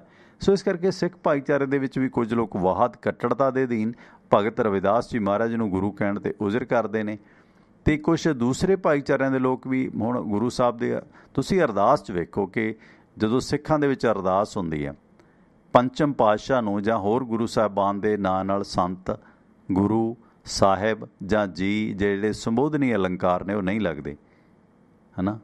ਅਰਦਾਸ ਪੜ੍ਹੋ ਤੁਸੀਂ, ਉਹਦੇ 'ਚ ਕਿੰਨੇ ਗੁਰੂ ਸਾਹਿਬਾਨ ਦੇ ਨਾਂ ਨਾਲ ਅਰਜਨ ਹਰਗੋਬਿੰਦ ਨੂੰ ਸਿਮਰੋ ਸ੍ਰੀ ਹਰਿ ਰਾਏ, ਤੇਗ ਬਹਾਦਰ ਸਿਮਰਿਐ ਕਰਨਾ ਉਹਨਾਂ ਦੇ ਆਵੇ ਤਾਏ, ਹੈ ਨਾ। ਅਤੇ ਇਸ ਕਰਕੇ ਅਰਜਨ ਹਰਗੋਬਿੰਦ ਨੂੰ ਗੁਰੂ ਅਰਜਨ ਦੇਵ ਮਹਾਰਾਜ ਦੀ ਕੁਰਬਾਨੀ ਕਿੱਡੀ ਹੈ। ਕੀ ਗੁਰੂ ਅਰਜਨ ਦੇਵ ਜੀ ਦੇ ਨਾਂ ਦੇ ਅੱਗੇ ਜਦੋਂ ਅਰਦਾਸ ਕੀਤੀ ਜਾਂਦੀ ਹੈ ਉਹਦੇ 'ਚ ਗੁਰੂ ਬੋਲਿਆ ਜਾਂਦਾ ਜਾਂ ਸਾਹਿਬ ਜਾਂ ਜੀ ਬੋਲਿਆ ਜਾਂਦਾ? ਅਰਜਨ ਹਰਗੋਬਿੰਦ ਨੂੰ ਸਿਮਰੋ ਸ੍ਰੀ ਹਰਿ ਰਾਏ ਕਹਿ ਦਿੰਦੇ ਨੇ ਅਰਦਾਸ। ਹਾਂ, ਕਈ ਲੋਕ ਕਹਿੰਦੇ ਹੋਣਗੇ ਗੁਰੂ ਅਰਜਨ, ਹੈ ਨਾ, ਪਰ ਉਹ ਜਿਵੇਂ ਕਹਿੰਦੇ ਆ ਨਾ ਪੰਜਾਬੀ 'ਚ ਆਮ ਭਾਸ਼ਾ 'ਚ ਕਹਿਣਾ ਕਿ ਉਹ ਜਿਹੜੀ ਇੱਕ ਰਿਦਮ ਹੈ, ਇੱਕ ਜਿਹੜੀ ਲੈ ਆ ਉਹਦੇ 'ਚ ਜੁੜਦਾ ਨਹੀਂ। ਇਸ ਕਰਕੇ ਅਰਦਾਸ ਜਦੋਂ ਲੋਕ ਕਰਨ ਲੱਗੇ, ਹੈ ਨਾ, ਅਤੇ ਇਸ ਕਰਕੇ ਬਾਣੀ ਦੇ ਵਿੱਚ ਬਹੁਤ ਸਾਰੀ ਜਗ੍ਹਾ 'ਤੇ ਨਾਨਕ ਲਿਖਿਆ ਹੈ, ਇਕੱਲਾ ਨਾਨਕ ਦਾ ਜ਼ਿਕਰ ਆਉਂਦਾ। ਸੋ ਇਹ ਮਤਲਬ ਹੁਣ ਤੂੰ ਦਾਤਾ ਦਤਾਰ ਤੇਰਾ ਦਿੱਤਾ ਖਾਵਣਾ, ਹੁਣ ਉਹਦੇ 'ਚ ਤੂੰ ਕਿਹਾ ਗਿਆ ਉਸ ਪਰਵਤਗਾਰ ਨੂੰ, ਉਸ ਅਕਾਲ ਨੂੰ, ਹੈ ਨਾ। ਉਹਦਾ ਕਿਸੇ ਨੂੰ ਤੂੰ ਕਹਿ ਦੇ ਅਗਲਾ ਗਲਾਵੇਂ ਤੋਂ ਫੜ ਲੈਂਦਾ। ਸੋ ਇਸ ਕਰਕੇ ਜਿਹੜੇ ਵਿਚਲੇ ਛਾਤਰ ਲੋਕ ਨੇ ਨਾ ਉਹ ਕਈ ਵਾਰੀ ਅਜਿਹੀ ਵਿੱਚ ਉਹਦਾ ਖਾਣਾ ਨਾ ਕੜੀ ਘੋਲਦੇ ਨੇ ਜਿਹਦੇ ਨਾਲ ਇਹ ਜਿਹੜਾ ਸਿਲਸਿਲਾ ਨਾ ਉਹ ਉਹਨੂੰ ਵੇਖ ਕੇ ਤੜਫਣਾ ਹੁੰਦੀ ਹੈ, ਬਾਹਲੀ ਤੜਫਣਾ ਹੁੰਦੀ ਹੈ, ਦੁੱਖ ਹੁੰਦਾ। ਖੈਰ, ਆਪਣੀ ਗੱਲਬਾਤ ਚੱਲ ਰਹੀ ਸੀਗੀ ਡਾਕਟਰ ਰੌਣਕੀ ਰਾਮ ਹੋਰਾਂ ਦੇ ਇਸ ਲੇਖ 'ਤੇ। ਇਸ ਦੌਰਾਨ ਜਲਦ ਤੁਹਾਡੀਆਂ ਕਾਲਸ ਵੀ ਲਵਾਂਗੇ ਅਤੇ ਇਸ ਦੌਰਾਨ ਤੁਹਾਡੀਆਂ ਕਾਲਸ ਵੀ ਇਸ ਦੇ ਵਿੱਚ ਲਵਾਂਗੇ ਅਤੇ ਨਾਲ ਨਾਲ ਜਲਦ ਜੁੜਾਂਗੇ ਆਪਾਂ ਸਾਹਿਬ ਸੁਰਿੰਦਰ ਸਿੰਘ ਹੋਰਾਂ ਨਾਲ। ਅਤੇ ਇਹ ਜਿਹੜਾ ਸਿਲਸਿਲਾ ਸੀਗਾ ਕਿ ਉਹਨਾਂ ਨੇ ਫਿਰ ਇਹਨਾਂ ਜੋ ਮਹਾਂਪੁਰਸ਼ ਸੀਗੇ, ਭਾਵੇਂ ਗੁਰੂ ਰਵਿਦਾਸ ਜੀ ਸੀ, ਭਗਵਾਨ ਵਾਲਮੀਕ ਸੀ, ਸੰਤ ਕਬੀਰ ਸੀ, ਸੰਤ ਨਾਮਦੇਵ ਜੀ, ਇਹਨਾਂ ਮਹਾਨ ਰੂਹਾਂ ਦੇ ਜਿਹੜੇ ਉਪਦੇਸ਼ ਸੀ ਉਹਨਾਂ ਨੂੰ ਆਦਿ ਧਰਮ ਦੀ ਬਾਣੀ ਦੇ ਤੌਰ 'ਤੇ ਉਹ ਇਕੱਠਾ ਕੀਤਾ, ਯਾਨੀ ਉਹਨਾਂ ਦੇ ਸਿਧਾਂਤ ਨੂੰ ਆਦਿ ਧਰਮ ਦੇ ਵਿੱਚ ਜਿਹੜਾ ਲਾਗੂ ਕੀਤਾ, ਜੋ ਆਦਿ ਧਰਮ ਲਹਿਰ ਉਹਨਾਂ ਨੇ ਸ਼ੁਰੂ ਕੀਤੀ। ਅਤੇ ਇਸ ਦੌਰਾਨ ਕਿਉਂਕਿ ਉਹ ਅਮਰੀਕਾ ਦੇ ਵਿੱਚ ਵਿਚਰੇ ਸੀ, ਗਦਰੀ ਬਾਬਿਆਂ 'ਚ ਵਿਚਰੇ ਸੀ, ਬਹੁਤ ਨੇਕ ਰੂਹ ਨਜ਼ਰ ਆਉਂਦੀ ਹੈ। ਤੁਸੀਂ ਇੰਟਰਨੈੱਟ 'ਤੇ ਸਰਚ ਮਾਰੋ ਬਾਬੂ ਮੰਗੂ ਰਾਮ ਮੱਗੋ ਵਾਲੀਆ ਦੇ, ਸ਼ਾਇਦ ਇਹਨਾਂ ਦੇ ਕੋਈ ਪਿੰਡਾਂ ਦਾ ਵਿਅਕਤੀ ਹੋਵੇ, ਦੱਸਣ ਕਿ ਉਹਨਾਂ ਦੇ ਨਾਂ 'ਤੇ ਕੀ ਕੁਛ ਬਣਿਆ ਹੋਇਆ, ਅਤੇ ਇਹਨਾਂ ਦੇ ਜ਼ਰੂਰ ਜਾਣਕਾਰੀ ਦਿਓ ਜੇ ਉਸ ਇਲਾਕੇ ਦੇ ਕੋਈ ਸੱਜਣ ਹੋਣ ਕਿ ਇਹਨਾਂ ਦੇ ਪਰਿਵਾਰ 'ਚ ਹੁਣ ਕੌਣ ਲੋਕ ਨੇ। ਇਹ ਮੇਰੇ ਕੋਲ ਇਸ ਦੇ ਬਾਰੇ ਇਸ ਤੋਂ ਜ਼ਿਆਦਾ ਨਹੀਂ, ਕਿਉਂਕਿ ਗਦਰ ਲਹਿਰ ਦੀ ਸਾਰੀ ਹਿਸਟਰੀ ਮੈਂ ਚੈੱਕ ਕੀਤੀ ਹੈ, ਬਾਹਲੀ ਜਾਣਕਾਰੀ ਇਹਨਾਂ ਦੇ ਦੌਰਾਨ ਹੋਰ ਨਹੀਂ ਮਿਲਦੀ। ਹਾਂ, ਪਿਛਲੇ ਸਮੇਂ ਕੁਝ ਸੰਜੀਦਾ ਜਿਹੜੇ ਸਾਹਿਤਕਾਰ ਨੇ ਜਿਵੇਂ ਡਾਕਟਰ ਰੌਣਕੀ ਰਾਮ ਆ ਜਾਂ ਹੋਰ ਸੱਜਣ ਨੇ, ਉਹਨਾਂ ਨੇ ਇਹਨਾਂ 'ਤੇ ਕਾਫੀ ਕੰਮ ਕੀਤਾ, ਰਿਸਰਚ ਕੀਤੀ ਹੈ। ਸੋ ਇਸ ਦੌਰਾਨ ਆਪਣੇ ਨਾਲ US ਤੋਂ ਬਾਈ ਜੀ ਬਲਜਿੰਦਰ ਸਿੰਘ ਬਰਾੜ ਜੁੜੇ ਨੇ। ਬਰਾੜ ਸਾਹਿਬ ਹੋਰਾਂ ਦੇ ਨਾਲ ਗੱਲਬਾਤ ਕਰਦੇ ਹਾਂ ਅਤੇ ਆਪਣਾ ਆਰਟੀਕਲ ਚੱਲ ਰਿਹਾ ਹੈ ਬਾਬੂ ਮੰਗੂ ਰਾਮ ਮੱਗੋ ਵਾਲੀਏ 'ਤੇ। ਬਰਾੜ ਸਾਹਿਬ, ਸਵਾਗਤ ਹੈ ਆਪ ਜੀ ਦਾ, ਵੈਲਕਮ। ਸਰ ਜੀ, ਟਵਾਣਾ ਸਾਹਿਬ ਜੀ, ਤੁਸੀਂ ਗੱਲ ਕਰਦੇ ਸੀ ਸ੍ਰੀ ਗੁਰੂ ਗ੍ਰੰਥ ਸਾਹਿਬ ਬਾਰੇ, ਤੇ ਤੁਸੀਂ ਇੱਕ ਦਿਨ ਗੱਲ ਕੀਤੀ ਸੀ ਪਟਵਾਰੀ ਦੀ ਰਿਸ਼ਵਤ ਵਾਲੀ, ਤੇ ਉਹ ਮੈਨੂੰ ਸ਼ਬਦ ਲੱਭਿਆ, ਪਟਵਾਰੀ ਦੀ ਰਿਸ਼ਵਤ ਵਾਲਾ। ਕਬੀਰ ਸਾਹਿਬ ਦਾ ਨਾ ਉਹ ਹਰ ਕੇ ਲੋਕਾਂ ਹਾਂਜੀ ਕੋਲ ਨੇ ਦੱਸਿਆ ਪਟਵਾਰੀ। ਹਾਂਜੀ ਹਾਂਜੀ ਹਾਂਜੀ ਹਾਂਜੀ ਹਾਂਜੀ ਹਾਂਜੀ। ਇਹਦਾ ਮਤਲਬ ਆ ਵੀ ਸ੍ਰੀ ਗੁਰੂ ਗ੍ਰੰਥ ਸਾਹਿਬ ਜੀ ਨੂੰ ਉਹ ਸਮਕਾਲੀ ਸਮੇਂ ਦੇ ਨਾਲ ਗੁਰੂ ਸਾਹਿਬਾਨ ਨੇ ਆਲਾ ਦੁਆਲਾ ਵਾਚ ਕੇ ਸਮਾਜ ਵਿੱਚੋਂ ਕੱਢ ਕੇ ਸ੍ਰੀ ਗੁਰੂ ਗ੍ਰੰਥ ਸਾਹਿਬ ਜੀ ਵਿੱਚ ਉਹਨਾਂ ਨੇ ਅੰਕਿਤ ਕੀਤਾ। ਫਿਰ ਸ੍ਰੀ ਗੁਰੂ ਗ੍ਰੰਥ ਸਾਹਿਬ ਜੀ ਨੂੰ ਇਸਤਰੀ ਰੂਪ 'ਚ ਲਿਖਿਆ ਗਿਆ। ਮਤਲਬ ਗ੍ਰਸਤੀ ਜੀਵਨ ਦੀ ਇੰਨੀ ਮਹੱਤਤਾ ਕੀਤੀ ਗੁਰੂ ਸਾਹਿਬਾਨ ਨੇ, ਤੇ ਗੁਰੂ ਸਾਹਿਬਾਨ ਨੇ ਇੰਨੀ ਮਹੱਤਤਾ ਕੀਤੀ ਵੀ ਜਿਹੜਾ ਪਤੀ ਪਰਮੇਸ਼ਰ, ਉਹਨਾਂ ਨੇ ਪ੍ਰਮਾਤਮਾ ਨੂੰ ਪਤੀ ਦੇ ਰੂਪ 'ਚ, ਦੁਨਿਆਵੀ ਪਤੀ ਉਹਦੇ ਰੂਪ ਵਿੱਚ ਅਨਾਲੋਗੀ ਕੀਤੀ ਹੈ। ਹਾਂਜੀ, ਮਤਲਬ ਇਸ ਰਿਸ਼ਤੇ ਨੂੰ ਕਿੰਨਾ ਮਹਾਨ ਗਿਣਿਆ, ਪਤੀ ਪਤਨੀ ਦੇ ਰਿਸ਼ਤੇ ਨੂੰ ਜੀ। ਤੁਸੀਂ ਜਦੋਂ ਆਪਾਂ ਧੱਜੀਆਂ ਡਾਉਂਦੇ ਹੋ ਪਤੀ ਪਤਨੀ ਦੇ ਰਿਸ਼ਤੇ ਦੀਆਂ, ਹਾਂਜੀ, ਤੇ ਫਿਰ ਅਸੀਂ ਕਹਿੰਦੇ ਗੁਰੂ ਗ੍ਰੰਥ ਸਾਹਿਬ ਕੋਲ ਅਸੀਂ ਜੀ ਚੌਲ ਸਾਹਿਬ ਕਰਦੇ ਆ, ਤੇ ਅਸੀਂ ਜਿਵੇਂ ਆਪਾਂ CM ਸਾਹਿਬ ਕਹਿੰਦੇ ਵੀ ਮੈਂ ਤਾਂ ਮਹਾਰਾਜ ਘਰੇ ਰੱਖਿਆ ਹੈਗਾ, ਮਹਾਰਾਜ ਘਰੇ ਰੱਖਿਆ, ਮਹਾਰਾਜ ਦੀ ਅਨਾਲੋਗੀ ਪਤੀ ਪਤਨੀ ਦੇ ਰੂਪ 'ਚ ਕੀਤੀ ਹੈ। ਉਹ ਕਦੋਂ ਅਸੀਂ ਆਪਣਾ ਫੋਲੋ ਕਰਨਾ? ਕਹਿਣ ਦਾ ਭਾਵ ਆ ਸਿੱਖ ਕੌਮ ਨੂੰ ਵੀ ਅੱਖਾਂ ਖੋਲਣੀਆਂ ਪੈਣਗੀਆਂ। ਤੁਹਾਡੇ ਸ੍ਰੀ ਗੁਰੂ ਗ੍ਰੰਥ ਸਾਹਿਬ ਜੀ ਨੂੰ 1708 ਤੋਂ ਬਾਅਦ ਯੂਜ ਕੀਤਾ ਗਿਆ। ਬ੍ਰਿਟਿਸ਼ ਲੋਕਾਂ ਨੇ ਤੁਹਾਡੇ ਗੁਟਕਾ ਸਾਹਿਬ ਫੌਜੀਆਂ ਦੇ ਸਿਰਾਂ 'ਚ ਟਿਕਾ ਕੇ ਉਹਨਾਂ ਨੂੰ ਮਿਸਯੂਜ ਕੀਤਾ। ਇਸੇ ਗੁਰੂ ਗ੍ਰੰਥ ਸਾਹਿਬ ਜੀ ਨੂੰ ਤੁਹਾਡੀਆਂ ਫੌਜਾਂ ਬਾਰਡਰਾਂ ਤੇ ਲਈ ਫਿਰਦੀਆਂ, ਮਿਸਯੂਜ ਕਰਦੀਆਂ ਇਹਨੂੰ। ਇਹ ਗੁਰੂ ਗ੍ਰੰਥ ਸਾਹਿਬ ਨੂੰ ਤੁਹਾਨੂੰ ਵਾਰ-ਵਾਰ ਕਿਤੇ ਖਿਲਾਰ ਕੇ, ਕਿਤੇ ਕੁਛ ਕਰਕੇ ਤੁਹਾਡੀਆਂ ਭਾਵਨਾ ਨੂੰ ਫਿਰ ਮਿਸਯੂਜ ਕੀਤਾ ਜਾ ਰਿਹਾ। ਸਿੱਖ ਕੌਮ ਨੂੰ ਇਸ ਦੁਬਦਾ ਚੋਂ ਬਾਹਰ ਨਿਕਲਣਾ ਚਾਹੀਦਾ। ਬੜਾ ਫੰਡਾਮੈਂਟਲ ਨਾ ਬਣੋ, ਇਹ ਬੜਾ ਮਾਡਰਨ ਧਰਮ ਆ, ਇਹ ਨਿਚੋੜ ਕੱਢਿਆ ਹੋਇਆ ਬਾਕੀ ਧਰਮਾਂ ਚੋਂ। ਜਿਵੇਂ ਆਲਾ ਦੁਆਲਾ ਗੁਰੂ ਸਾਹਿਬਾਨ ਨੇ ਦੇਖਿਆ, ਜੋ ਨਿੰਦਿਆ ਕੀਤੀ, ਕ੍ਰਿਟੀਸਾਈਜ਼ ਕੀਤਾ ਸਟਰੋਂਗਲੀ, ਗਟਸ ਦੇ ਨਾਲ, ਤੁਹਾਨੂੰ ਇਹ ਦਬੁੱਦਾ ਚੋਂ ਨਿਕਲਣਾ ਪਊ। ਤੁਸੀਂ ਜਿਹੜੇ ਹੈਗੇ ਆ, ਤੁਹਾਡੇ ਤੇ ਪੱਥਰ ਪੂਜਣ 'ਚ ਕੋਈ ਜ਼ਿਆਦਾ ਫਰਕ ਨਹੀਂ ਰਹਿ ਗਿਆ। ਉਹੀ ਆਪਾਂ ਨਿਸ਼ਾਨ ਸਾਹਿਬ ਦੇ ਜੀ ਗੇੜੇ ਕੱਢਦੇ ਆ, ਉਹੀ ਆਪਾਂ ਜੀ ਚੌਰ ਸਾਹਿਬ ਕਰਦੇ ਆ। ਇਹਨੂੰ ਪੜ੍ਹੋ, ਇਹਨੂੰ ਫੋਲੋ ਕਰੋ। ਜਿਹੜਾ ਬੰਦਾ ਫੋਲੋ ਨਹੀਂ ਕਰਦਾ, ਬੇਸ਼ੱਕ ਦੀ ਸੀਐਮ ਸਾਹਿਬ ਘਰੇ ਗੁਰੂ ਗ੍ਰੰਥ ਸਾਹਿਬ ਰੱਖ ਲੈਣ, ਜਿਹੜਾ ਗ੍ਰਸਤੀ ਰੂਪ ਇਸ ਗੁਰੂ ਗ੍ਰੰਥ ਸਾਹਿਬ ਦੱਸਿਆ, ਜੇ ਉਹਨੂੰ ਫੋਲੋ ਨਹੀਂ ਕਰਦੇ, he is not a Sikh, he is not a follower of the Sri Granth Sahib. ਜੀ ਜੀ ਸਿਮਿਲਰਲੀ ਇਹਦੇ ਫਿਲਾਸਫੀ ਹੈ ਗੁਰੂ ਗ੍ਰੰਥ ਸਾਹਿਬ ਜੀ ਵਿੱਚ, ਜਿਹੜੀ ਕਿ ਮਨੁੱਖ ਨੂੰ ਚੰਗੇ ਐਥਿਕਸ ਲੈਣ ਲਈ, ਚੰਗੀ ਓਨੈਸਟੀ ਪੈਦਾ ਕਰਨ ਲਈ ਇਹਨੂੰ ਡਾਇਰੈਕਸ਼ਨ ਲੈਣੀ ਇਹਦੇ ਤੋਂ। ਜੇ ਤੁਸੀਂ ਰੌਲਾ ਪਾ ਕੇ ਤੁਹਾਡੇ ਬੱਚਿਆਂ ਨੇ ਲਾਗੇ ਨਹੀਂ ਹੋਣਾ, ਤੇ ਜੇ ਤੁਸੀਂ ਫਿਊਚਰ 'ਚ ਆਹ ਹੀ ਪਖੰਡ ਕਰਦੇ ਰਹੇ। ਥੈਂਕ ਯੂ, ਮਿਹਰਬਾਨੀ ਜੀ, ਬਹੁਤ ਬਹੁਤ ਧੰਨਵਾਦ ਬਰਾੜ ਸਾਹਿਬ। ਗੱਲ ਤੁਹਾਡੀ ਦਰੁਸਤ ਹੈ, ਕਿਉਂਕਿ ਉਹ ਵਾਕ ਦਾ ਮੈਂ ਅਕਸਰ ਜ਼ਿਕਰ ਕਰਦਾ ਹੁੰਦਾ ਕਿ ਪੜ੍ਹ ਗੱਡੀ ਲੱਦੀਏ, ਪੜ੍ਹ ਪਾਈਏ ਖਾਤ। ਉਹਦੇ 'ਚ ਅਖੀਰ 'ਚ ਆਉਂਦਾ ਕਿ ਨਾਨਕ ਲਿਖੇ ਇੱਕ ਗੱਲ ਹੋਰ ਹਉਮੈ ਝਖਣਾ ਝਾਕ। ਸੋ ਇਸ ਕਰਕੇ ਇੰਪਲੀਮੈਂਟ ਕਰਨਾ, ਆਪਣੇ 'ਤੇ ਲਾਗੂ ਕਰਨਾ, ਫਲਸਫੇ ਨੂੰ ਸਮਝਣਾ ਜ਼ਿਆਦਾ ਜ਼ਰੂਰੀ ਹੈ। ਠੀਕ ਹੈ, ਸ਼ਬਦ ਅਸੀਂ ਜਦੋਂ ਸਰਵਣ ਕਰਦੇ ਹਾਂ, ਖਾਸ ਕਰਕੇ ਸਾਜ਼ਾਂ ਦੇ ਨਾਲ, ਅਤੇ ਸਕੂਨ ਮਿਲਦਾ ਹੈ ਮਿਊਜ਼ਿਕ ਦੇ ਨਾਲ, ਆਤਮਾ ਸ਼ੁੱਧ ਹੁੰਦੀ ਹੈ। ਪਰ ਅਸਲ ਦੇ ਵਿੱਚ ਜਦੋਂ ਤੁਸੀਂ ਉਸ ਸਿਧਾਂਤ ਨੂੰ ਫਾਲੋ ਕਰਦੇ ਹੋ ਨਾ, ਤੁਸੀਂ ਠੀਕ ਹੈ ਪਾਠ ਕਰਦੇ ਹੋ, ਪਾਠ ਕਰਦਿਆਂ ਹੋ ਸਕਦਾ ਕਿ ਇੱਕ ਦੋ ਵਾਕ ਤੁਹਾਡੇ ਸਮਝ ਪੈਂਦੇ ਹੋਣ, ਤੁਸੀਂ ਉਹਨਾਂ ਨੂੰ ਦ੍ਰਿੜਾਉਂਦੇ ਹੋ। ਪਰ ਇਕੱਲੇ ਪੜ੍ਹ ਗੱਡੀ ਲੱਦੀਏ, ਪੜ੍ਹ ਪਾਈਏ ਖਾਤ, ਉਹ ਸਾਰੀ ਗੱਲ ਸਮਝ ਆਉਂਦੀ ਹੈ। ਜੇ ਅਸੀਂ ਅਮਲ ਨਾ ਕੀਤਾ ਅਤੇ ਉਹਨੂੰ ਮੰਤਰ ਦੇ ਤੌਰ 'ਤੇ ਜਪਦੇ ਰਹੇ, ਉਸ ਮੰਤਰ ਨਾਲ ਸ਼ਾਇਦ ਕੁਛ ਨਹੀਂ ਹੋਣਾ। ਕਈ ਲੋਕਾਂ ਦਾ ਇਹ ਨਿਸ਼ਚਾ ਹੈ ਕਿ ਆਪਾਂ ਜਦੋਂ ਬਾਰ-ਬਾਰ ਪੜ੍ਹਦੇ ਹਾਂ, ਕੰਠ ਕਰਦੇ ਹਾਂ, ਸ਼ਾਇਦ ਸਾਡੀ ਜ਼ੁਬਾਨ ਰਸਨਾ ਪਵਿੱਤਰ ਹੁੰਦੀ ਹੈ। ਉਹਨਾਂ ਦੀ ਸੋਚ ਨਹੀਂ ਹੋ ਸਕਦੀ ਹੈ, ਕਿਉਂਕਿ ਸਾਈਕੋਲੋਜੀਕਲੀ ਫੈਕਟ ਇਸ ਚੀਜ਼ ਦਾ ਮੰਨਿਆ ਜਾ ਸਕਦਾ। ਪਰ ਅਸਲ ਦੇ ਵਿੱਚ ਜਿਵੇਂ ਹੱਕ ਪਰਾਇਆ ਨਾਨਕਾ ਉਹ ਸੂਰਸ ਗਾਏ, ਇਹਨੂੰ ਪੜ੍ਹਨ ਦੇ ਨਾਲੋਂ ਇੰਪਲੀਮੈਂਟ ਕਰਨ ਦਾ ਜ਼ਿਆਦਾ ਫਾਇਦਾ ਹੈ। ਹੁਣ ਉੱਦਾਂ ਤੁਸੀਂ ਪੜ੍ਹੀ ਜਾਓ ਅਤੇ ਗੋਲਕਾਂ ਚੋਰੀ ਕਰੀ ਜਾਓ, ਲੋਕਾਂ ਦੀਆਂ ਜੇਬਾਂ ਕੱਟੀ ਜਾਓ। ਜਿਹੜਾ ਰਿਕਸ਼ੇ ਵਾਲਾ ਤੈਨੂੰ ਲੈ ਕੇ ਆਉਂਦਾ ਗੁਰੂ ਘਰ, ਉਹਦੇ ਪੈਸੇ ਨਾ ਦਿਓ, ਹੈ ਨਾ। ਆਪਣੇ ਭਰਾਵਾਂ ਦਾ, ਆਪਣੇ ਦੋਸਤਾਂ ਮਿੱਤਰਾਂ ਦਾ ਸੌਦਾ ਪਤਾ ਦਿੰਦਿਆਂ ਤੁਸੀਂ ਘੱਟ ਤੋਲੀ ਜਾਓ, ਖੂਨ ਨਿਚੋੜੀ ਜਾਓ ਲੋਕਾਂ ਦਾ, ਮਿਹਨਤ ਦਾ ਮੁੱਲ ਨਾ ਦਿਓ, ਅਤੇ ਫਿਰ ਉਹਦਾ ਫਾਇਦਾ ਕੀ ਹੈ? ਕੋਈ ਫਾਇਦਾ ਨਹੀਂ। ਜਿੰਨਾ ਮਰਜ਼ੀ ਪਾਠ ਕਰੀ ਜਾਓ, ਜਿੰਨਾ ਮਰਜ਼ੀ ਝੁੰਬਲ ਮਾਰ ਕੇ ਬੈਠੇ ਰਹੋ, ਕੋਈ ਫਾਇਦਾ ਨਹੀਂ ਉਸਦਾ। ਜਿੰਨੀ ਮਰਜ਼ੀ ਦਾੜੀਆਂ ਵਧਾ ਲਓ, 5 ਵਜੇ 4 ਵਜੇ ਉੱਠ ਕੇ ਨਹਾ ਲਓ, ਜਿੰਨਾ ਮਰਜ਼ੀ ਵਾਹਿਗੁਰੂ ਸਭ ਦਾ ਭਲਾ ਕਰੀ ਕਹਿ ਲਓ। ਕਈ ਵਾਰ ਮੈਂ ਬੜੇ ਡਰਾਮੇਬਾਜ਼ ਜੇ ਲੋਕ ਵੇਖਦਾ, ਉੱਚੀ ਉੱਚੀ ਕਹਿਣਗੇ, ਹੇ ਵਾਹਿਗੁਰੂ ਸਭ ਦਾ ਭਲਾ ਕਰੀ। ਮੈਂ ਉਹਨਾਂ ਨੂੰ ਕਈ ਵਾਰੀ ਕਹਿ ਦਿੰਦਾ ਕਿ ਦੇਖੋ, ਵਾਹਿਗੁਰੂ ਅੰਤਰਜਾਮੀ ਹੈ, ਜਾਣੀ ਜਾਣਾ, ਸਰਬ ਸ਼ਕਤੀਸ਼ਾਲੀ ਹੈ, ਉਹਨੇ ਤਾਂ ਸਭ ਦਾ ਭਲਾ ਕਰਨਾ। ਇਹ ਤਾਂ ਉਹਦੀ ਮੁੱਢਲੀ ਜੋਬ ਹੈ ਵਾਹਿਗੁਰੂ ਦੀ, ਹੈ ਨਾ। ਭਾਈ ਤੂੰ ਭਲਾ ਕਰ ਜਿਹਦਾ ਕਰ ਸਕਦਾ। ਤੈਨੂੰ ਇਹ ਦੁਆ ਕਰਨ ਦਾ ਬਹੁਤਾ ਫਾਇਦਾ ਨਹੀਂ, ਤੇਰੇ ਭਲਾ ਮੰਗਣ ਦਾ ਕਿ ਹੇ ਵਾਹਿਗੁਰੂ ਸਭ ਦਾ ਭਲਾ ਕਰੀ, ਇਹ ਵੋ, ਇਹਦਾ ਤੈਨੂੰ ਕੋਈ ਫਾਇਦਾ ਨਹੀਂ। ਹਾਂ, ਇਹ ਠੀਕ ਹੈ ਕਿ ਉੱਚੀ ਉੱਚੀ ਵਾਹਿਗੁਰੂ ਵਾਹਿਗੁਰੂ ਕਹਿ ਕੇ ਇਹ ਡਰਾਮੇਬਾਜ਼ੀ ਕਰਦੇ ਬਹੁਤ ਲੋਕ ਨੇ। ਜਿਵੇਂ ਉਹ ਸਾਡਾ ਫੋਕਲੋਰ ਕਹਿੰਦਾ ਨਾ ਕਿ ਭੋਜਨ ਅਤੇ ਭਜਨ ਖਜ਼ਾਨਾ ਪਰਦੇ ਬਿਨ ਰੱਖੀਏ ਨਾ, ਇਹ ਪਰਦੇਦਾਰੀ ਦੀਆਂ ਚੀਜ਼ਾਂ ਨੇ। ਪਰ ਲੋਕ ਤਾਂ ਕਹਿੰਦੇ ਜੇ ਕਿਸੇ ਨੂੰ ਫੋਨ ਕਰੋ, ਅਗਲਾ ਭਾਵੇਂ ਬੈਠਾ ਹੋਵੇ, ਮੈਂ ਜੀ ਪਾਠ ਕਰਦਾ।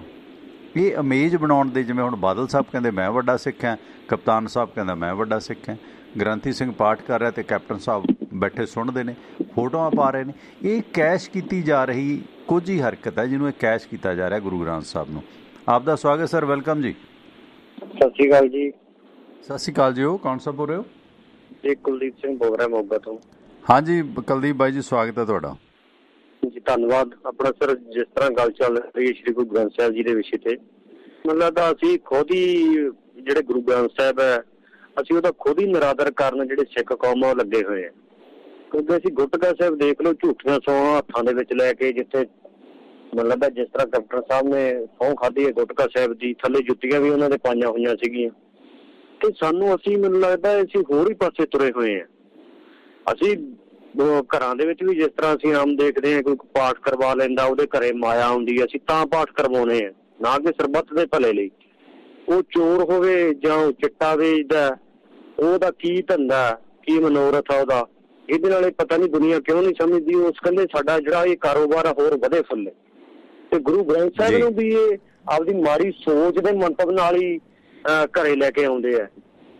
ਤੇ ਜਿਸ ਤਰ੍ਹਾਂ ਬਾਣੀ ਨਾਲ ਵੀ ਲੋਕ ਜੁੜੇ ਹੋਏ ਆ, ਤੇ ਬਾਣੇ ਨਾਲ ਵੀ ਮੈਨੂੰ ਲੱਗਦਾ ਜਿੰਨਾ ਬਾਣਾ ਲੋਕਾਂ ਦੇ ਪਾਇਆ ਹੋਇਆ, ਜਿੰਨਾ ਨਿਰਾਦਰ ਉਹਨਾਂ ਦੇ ਮਨਾਂ ਦੇ ਅੰਦਰ ਕੋੜ ਹੈ। ਜਾਂ ਜਿਸ ਤਰ੍ਹਾਂ ਅਸੀਂ ਸਭ ਤੋਂ ਵੱਡਾ ਚਲੋ ਅਸੀਂ ਮੰਨਦੇ ਹਾਂ ਵੀ ਸ਼੍ਰੋਮਣੀ ਸਾਡਾ ਸ੍ਰੀ ਹਰਿਮੰਦਰ ਸਾਹਿਬ ਹੈ, ਅੰਮ੍ਰਿਤਸਰ ਨੂੰ ਮੰਨਦੇ ਹਾਂ ਕਿ ਉੱਥੋਂ ਜੋ ਵੀ ਸਿੱਖ ਧਰਮ ਬਾਰੇ ਪ੍ਰਚਾਰ ਹੁੰਦਾ ਹੈ ਜਾਂ ਸਿੱਖੀ ਨਾਲ ਜੋੜਦੇ ਆ, ਸਭ ਤੋਂ ਜ਼ਿਆਦਾ ਨਿਰਾਦਰ ਤਾਂ ਉਸੇ ਜਗ੍ਹਾ ਤੇ ਹੁੰਦਾ। ਅਸੀਂ ਦੇਖਦੇ ਜਾਤ ਪਾਤ ਦੇ ਪਾੜੇ ਚ ਨਹੀਂ ਅਸੀਂ ਹਜੇ ਨਿਕਲ ਸਕੇ। ਅਸੀਂ ਹਜੇ ਵੀ ਕਹਿੰਦੇ ਹਾਂ 2% ਹੈ ਸਾਡੀ ਆਬਾਦੀ, ਤੇ ਜੇ ਅਸੀਂ ਉਹ 2% ਨੂੰ ਲੈ ਲਈਏ ਤੇ ਮੈਨੂੰ ਨਹੀਂ ਲੱਗਦਾ 1% ਹੀ ਸਾਡੀ ਆਬਾਦੀ ਰਹਿ ਜਾਂਦੀ, ਕਿਉਂਕਿ ਗੁਰੂ ਘਰ ਪਿੰਡਾਂ ਦੇ ਵਿੱਚ ਜਿਸ ਤਰ੍ਹਾਂ ਗੁਰਦੁਆਰੇ ਹੈਗੇ ਆ, ਕੋਈ ਕਿਸੇ ਜਾਤਾਂ ਪਾਤਾਂ ਦੇ ਵਿੱਚ ਵੰਡਦਾ, ਤੇ 1% ਵੀ ਨਹੀਂ ਮਿਲਦਾ ਸਿੱਖ ਕੌਮ ਦੀ ਤਾਂ ਆਬਾਦੀ ਰਹਿ ਜਾਂਦੀ। ਕੋਈ ਰਾਮ ਰਹੀਮ ਪਿੱਛੇ ਤੁਰਿਆ ਫਿਰਦਾ ਜਾਂ ਕੋਈ ਕਿਸੇ ਪਿੱਛੇ ਤੁਰਿਆ ਫਿਰਦਾ। ਅਸੀਂ ਖੁਦ ਬਿਲਕੁਲ, ਕੋਈ ਜੱਟ ਸਿੱਖ ਹੈ, ਕੋਈ ਰਾਮਗੜੀਆ ਸਿੱਖ ਹੈ, ਕੋਈ ਦੂਸਰਾ ਸਿੱਖ ਹੈ। ਇਹ ਤਾਂ ਫਿਰ ਹੁਣ ਸ਼ਹਿਰੀ ਸਿੱਖ ਹੋ ਗਏ, ਪੇਂਡੂ ਸਿੱਖ ਹੋ ਗਏ, ਬੜੀਆਂ ਵੰਡਾਂ ਨੇ। ਕੁਲਦੀਪ ਸਿੰਘ ਜੀ ਬਹੁਤ ਬਹੁਤ ਧੰਨਵਾਦ, ਮਿਹਰਬਾਨੀ, ਥੈਂਕ ਯੂ। ਸੋ ਆਰਟੀਕਲ ਮੈਂ ਨਾਲ ਕੰਪਲੀਟ ਕਰਦਿਆਂ ਕੁਛ ਵਾਕਿਆ ਤੇ ਕਿ ਕਿਸ ਤਰ੍ਹਾਂ ਇਹ 5 ਲੋਕ ਸੀ ਗਦਰੀ ਲਹਿਰ ਦੇ ਜਿਹੜੇ ਸਮੁੰਦਰ ਦੇ ਰਸਤੇ ਆਏ, ਉਹਨਾਂ ਦਾ ਵੀ ਜ਼ਿਕਰ ਕਰਾਂਗਾ। 1931 ਦੀ ਮਰਦਮਸ਼ੁਮਾਰੀ ਦੇ ਵਕਤ ਪੰਜਾਬ ਦੀਆਂ ਅਨੁਸੂਚਿਤ ਜਾਤੀਆਂ ਦੇ ਕਰੀਬ 5 ਲੱਖ ਲੋਕਾਂ ਨੇ ਆਪਣਾ ਧਰਮ ਆਦਿ ਧਰਮ ਜਿਹੜਾ ਸੀਗਾ ਉਦੋਂ 5 ਲੱਖ ਲੋਕਾਂ ਨੇ ਰਜਿਸਟਰਡ ਕੀਤਾ ਸੀ 1931 'ਚ। ਇਸ ਤੋਂ ਬਾਅਦ ਆਦਿ ਧਰਮ ਦੇ ਪੈਰੋਕਾਰ ਇੱਕ ਦੂਜੇ ਨੂੰ ਆਦਿ ਧਰਮੀ ਬੁਲਾਉਣ ਲੱਗੇ। ਇਸ ਤੋਂ ਇਲਾਵਾ ਆਦਿ ਧਰਮ ਦੀ ਲਹਿਰ ਦਾ ਇੱਕ ਹੋਰ ਅਹਿਮ ਪ੍ਰਾਪਤੀ ਸੀ ਕਿ ਇਸ ਨੇ 1937 ਤੋਂ ਲੈ ਕੇ 1946 ਤੱਕ ਹੋਈਆਂ ਅਸੈਂਬਲੀ ਚੋਣਾਂ ਦੇ ਵਿੱਚ ਵੀ ਹਉਂਜਾ ਫੇਰੂ ਜਿੱਤ ਇਸ ਲਹਿਰ ਦੇ ਲੋਕਾਂ ਨੇ ਕੀਤੀ। ਇੰਜ ਇਹ ਪੰਜਾਬ ਅਸੈਂਬਲੀ ਦੇ ਵਿੱਚ ਅਹਿਮ ਧਿਰ ਬਣ ਕੇ ਉੱਭਰੀ ਸੀ, ਜੋ ਬਸਤੀਵਾਦੀ ਭਾਰਤ ਦੇ ਵਿੱਚ ਕਥਿਤ ਨੀਵੀਆਂ ਜਾਤੀਆਂ ਦੇ ਇਤਿਹਾਸ ਦੇ ਵਿੱਚ ਇਹ ਪਹਿਲੀ ਘਟਨਾ ਸੀ। ਜਾਣੀ ਇਹਨਾਂ ਸਦੀਆਂ ਤੋਂ ਪੀੜਤ ਲੋਕਾਂ ਨੂੰ ਲਾਮਬੰਦ ਕਰਨ ਦੇ ਵਿੱਚ ਬਾਬੂ ਮੰਗੂ ਰਾਮ ਮੱਘੋਵਾਲੀਆ ਹੋਰਾਂ ਨੇ ਬੜਾ ਮਜ਼ਬੂਤੀ ਨਾਲ ਕੰਮ ਕੀਤਾ ਸੀਗਾ। ਤੇ ਇਸ ਦੌਰਾਨ ਸਰੋਤਿਆਂ ਨੂੰ ਬੇਨਤੀ ਹੈ ਕਿ ਬਸ 1-2 ਮਿੰਟ ਹੋਲਡ ਰੱਖਿਓ, ਇਸ ਤੋਂ ਬਾਅਦ ਆਪਾਂ ਕੰਟੀਨਿਊ ਲੈਂਦੇ ਹਾਂ ਲਗਾਤਾਰ ਤੁਹਾਡੇ ਵਿਊਜ਼। ਤੇ ਇਹ ਮਤਲਬ ਪੰਜਾਬ ਅਸੈਂਬਲੀ ਦੇ ਵਿੱਚ 1937 ਤੋਂ 46 ਤੱਕ ਤਕਰੀਬਨ 9 ਸਾਲ ਇਹ ਜਿਹੜੀ ਹੈ ਲੋਕ ਆਪਣੀ ਜਿੱਤ ਦਰਜ ਕਰਾਉਂਦੇ ਰਹੇ। ਵਿਰੋਧੀ ਪਾਰਟੀ ਦੇ ਤੌਰ 'ਤੇ, ਅਹਿਮ ਪਾਰਟੀ ਦੇ ਤੌਰ 'ਤੇ ਵੱਡੀ ਧਿਰ ਬਣਦੇ ਗਏ। ਇਹ ਪਹਿਲੀ ਘਟਨਾ ਸੀ ਬਸਤੀਵਾਦੀ ਭਾਰਤ ਦੇ ਵਿੱਚ ਨੀਵੀਆਂ ਜਾਤਾਂ ਦੇ ਇਤਿਹਾਸ ਦੇ ਵਿੱਚ। ਇਹਦਾ ਸਾਰਾ ਕ੍ਰੈਡਿਟ ਡਾਕਟਰ ਅੰਬੇਦਕਰ ਦੇ ਮਿਸ਼ਨ ਦੇ ਬੀਜ ਦੇ ਲਈ ਜੋ ਜ਼ਮੀਨ ਸੀ ਆਦਿ ਧਰਮ ਦੀ, ਇਸ ਲਹਿਰ ਦੇ ਬਾਬੂ ਮੰਗੂ ਰਾਮ ਹੋਰਾਂ ਨੇ ਕੀਤੀ ਸੀ। ਸੋ ਬਾਬੂ ਮੰਗੂ ਰਾਮ ਅਤੇ ਆਦਿ ਧਰਮ ਲਹਿਰ ਨੇ ਪੰਜਾਬ ਦੇ ਵਿੱਚ ਡਾਕਟਰ ਅੰਬੇਦਕਰ ਦੇ ਮਿਸ਼ਨ ਦਾ ਬੀਜ ਦੇ ਲਈ ਜ਼ਰਖੇਜ਼ ਜ਼ਮੀਨ ਤਿਆਰ ਕੀਤੀ ਸੀ।